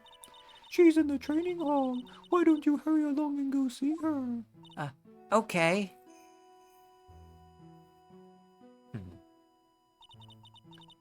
Pearly's not here. Ah. Maya, the hanging scroll. Ah. Someone cleaned it off. It's gotta be pearls. Ah, Mystic Maya. Pearly, why? Why did you just leave like that? Mystic Maya. Mystic Maya. Aww. I swore that I would never trouble the two of you ever again. Because it's all my fault that Mystic Maya's mother. That's why you came here? It's the least I could do to pray for your happiness. You don't have to do that, Pearly. It wasn't your fault. You didn't do anything wrong. Of course I'm sad that my mother is gone.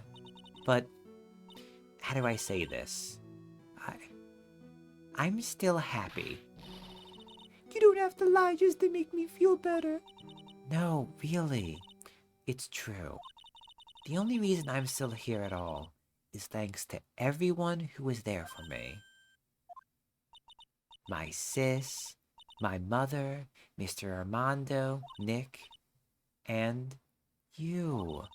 Even one of you weren't there. I'm sure I wouldn't still be alive right now. That's why I have to be strong. For all the people that were there for me when I needed them. That's all I can really do. Mystic Maya? I'm impressed. You truly are the daughter of Mystic Misty. Sister Bikini.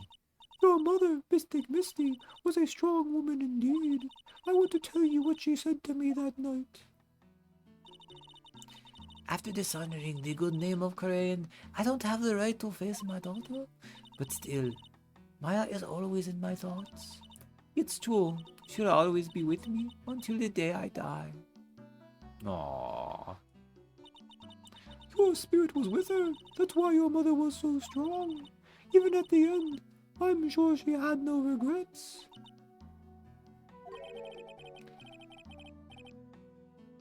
She'll always be with me until the day I die, huh? There's a rule or something all masters are to follow, isn't there? To never take the charm off until the day you die. That's the Master's talisman. The thing that Misty kept by her heart and would never take off. It wasn't the container that was important. Rather, it was the contents. That's... a photo? Ah, Mother. It's only natural for living creatures to fight to protect their own lives. But what makes us human is that we fight for others. But who do you fight for? How hard must you fight? That's the true measure of what human life is worth. We defense attorneys are warriors who are constantly challenged by that question. Oh, I forgot about this. Oh, this is so goddamn cute. Also, I love the fact that Phoenix just, in a moment of pure deduction, he's like, you know what? I see that this is a thing. This is a container of some kind. I know why she would have had it all this time. Like, I don't think he ever opened it. Just in this moment, he's like, no. He went for it, and he was right. An unofficial fake tradition. Oh, so goddamn cute. Even when the battle is over, and the bonds that connect us are severed, we always return. Time and time again. Mia, Maya, Pearls, Mr. Armando, and Maya's mother too.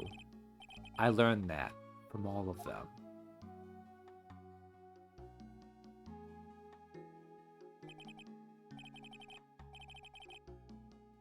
Maya and Phoenix in 3-3. I used to break things all the time when I was little, you know. Ah, I didn't even remember she bringing that up. That makes sense. Pearls and Adrian seem to have picked up where you left off. Same object, no less. Yeah. Well, shall we get going? Everyone is waiting. This is a day to remember. A day when a lot of things were finally put to rest. I think we should celebrate what we've overcome today. But I still can't. Oh, go on, sweetie. You can come back for training anytime. Okay. all right. I'm going to make a brand new start too. Sister Bikini, I'll be back for more training. I promise. I know, and I won't go easy on you just because you're the future master. I'll make sure to prepare reservations for three for when you come back. All right. We're going to have a great feast today, Pearly. You know why? Because training is a battle of endurance. Okay, Mystic Maya. I'll eat lots and lots of food tonight. You know, there's one thing I don't get. Probably don't want to, but What is it, Nick? reservations for training is fine and all. But why for 3? Come on, what do you think? You're one of us, Nick. Next time you can train right alongside us. Huh? I'll be waiting for you. Sister Bikini will take special care of you. Huh? It'll be great, Nick. We're going to do the special course naturally. That's a great idea. After all, Mr. Nick, you'd do anything for Mystic Maya, wouldn't you? Even walk on hot coals, right? We'll have a nice big meal before we come next time. Right, Nick? You know, I was wondering if I can say just one little thing. Sure, of course you can. Oh, I love this bird. I can't wait to hear it. I'm getting goosebumps too. Well then, here goes nothing. There we go. Oh, God. This still might be my favorite. The second investigations game is really good, but I really have to work extra hard now.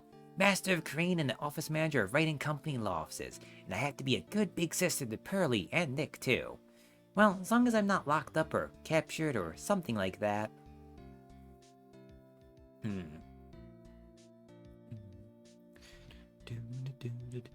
Man, both of these streams went long.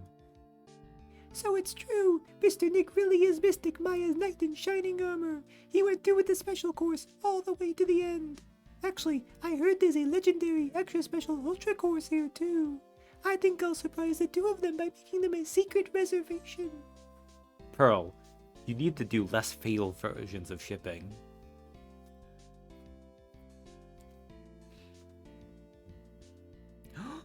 Hey, Maggie brought me a brand new coat as a present, pal.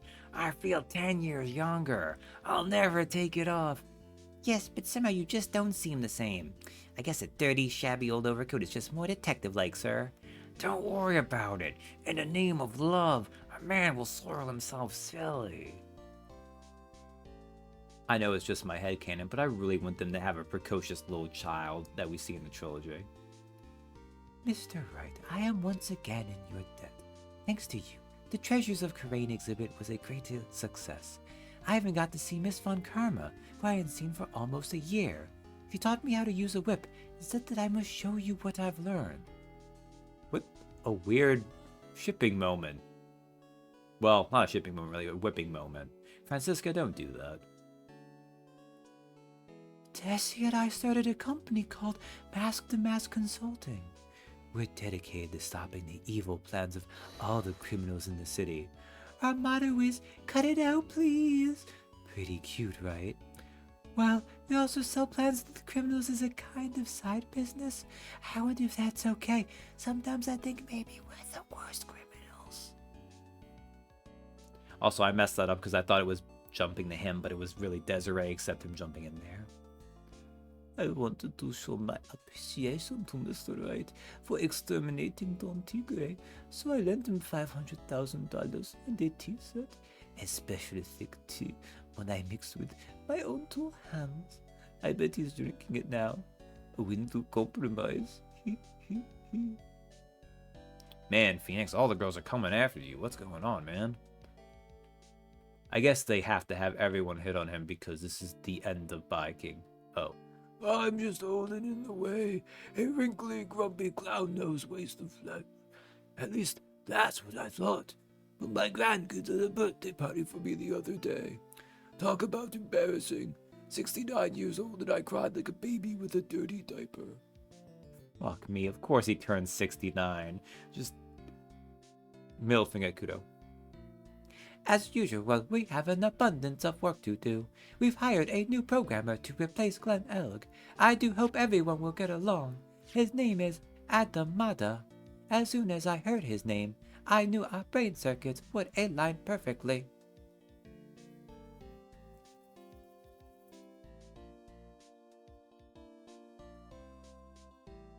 My, more reporters. Since the murder, we've made so much money. I hardly know what to do. I think the magazines like us because I provide such a nice visual, especially in spring. I can hardly wait for Iris to come back. Whoa, whoa, whoa, whoa. My voice cannot make it to the end. God damn it. I hate you, game. It's not their fault. I just picked that voice for Bikini.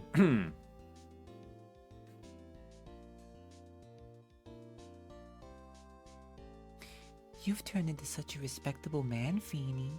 It was so sweet of you and everyone else to come and visit me here the other day. Of course, I was happy that you constantly had your eyes on me, but I feel kind of bad when the little one slapped you so hard you got a nosebleed.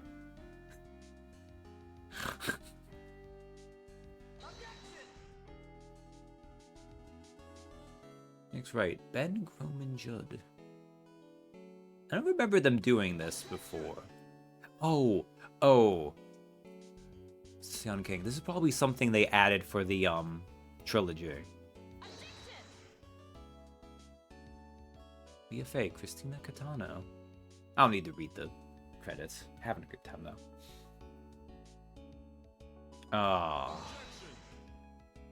I think this might. The second Investigations game is so good. And I think it has a fantastic final case. I don't think I enjoyed it as much as this, though.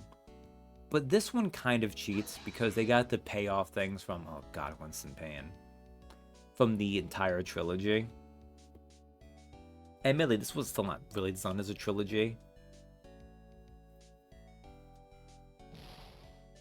What's this? I'm back from my long and tiring vacation and no one is here to greet me? I guess while I was gone, my little whippersnapper buddy quit and now I've got no one. What kind of lonely, crazy security room is this supposed to be anyway? Well, with all the flashing lights and switches, I feel like some sort of space alien. And now what am I going to do with all these macadamia nuts I brought back from me? Bring them over the edge of you. I don't exactly say this, so I really can't accept these, I'm afraid. I suddenly just feel this fragile heart. Oh, when will I ever find a gentleman who will be like a very fine lady? Rat-a-tat-tat-tat. How dare game. I know, right? Fucking throwing an old bag. That was not my old bag voice, but that was the best I could do because I was not prepared for it to show up. I finally found something I love to do. Frenzy's whippity whip trip is gonna turn the art world on its head. I should have realized it sooner. Self-centered, lazy, antisocial. I'm an artist. Really good portrait artist. I'm not a loser after all.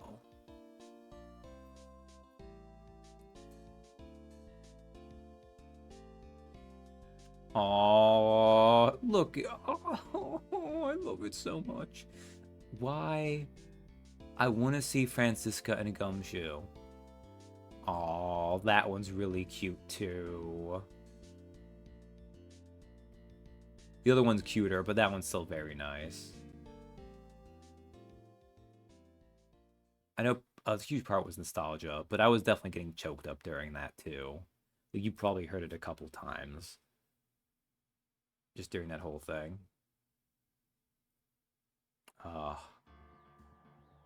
And there we go. Third game done, trilogy done. It was nice to revisit. I'm sorry that both of these streams went long.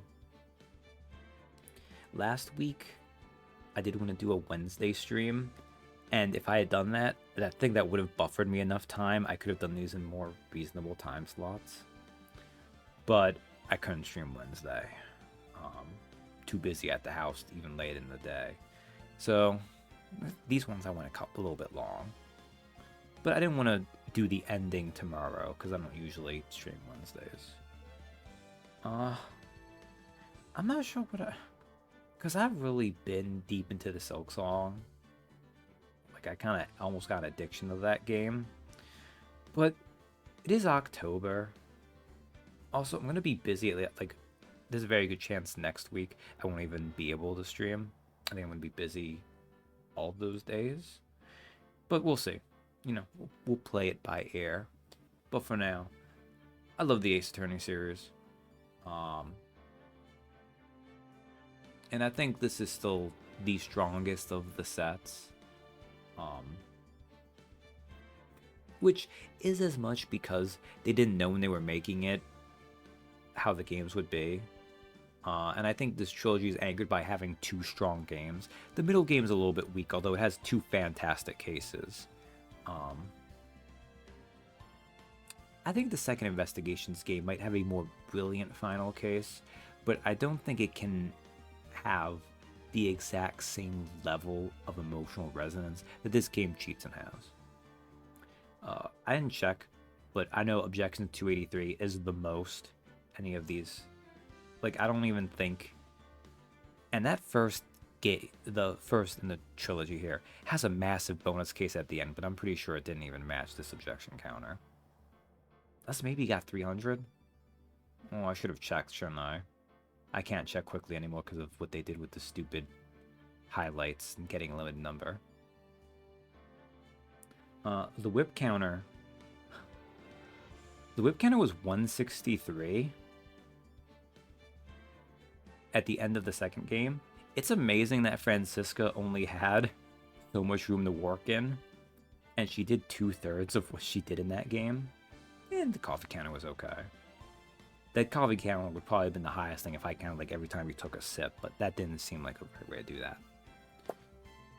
Well, thank you for hanging out with me. It has been a joy to revisit this first trilogy.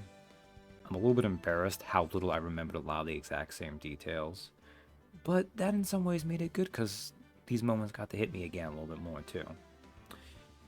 But with that, I'm going to head off. Good night, everyone. Until next time.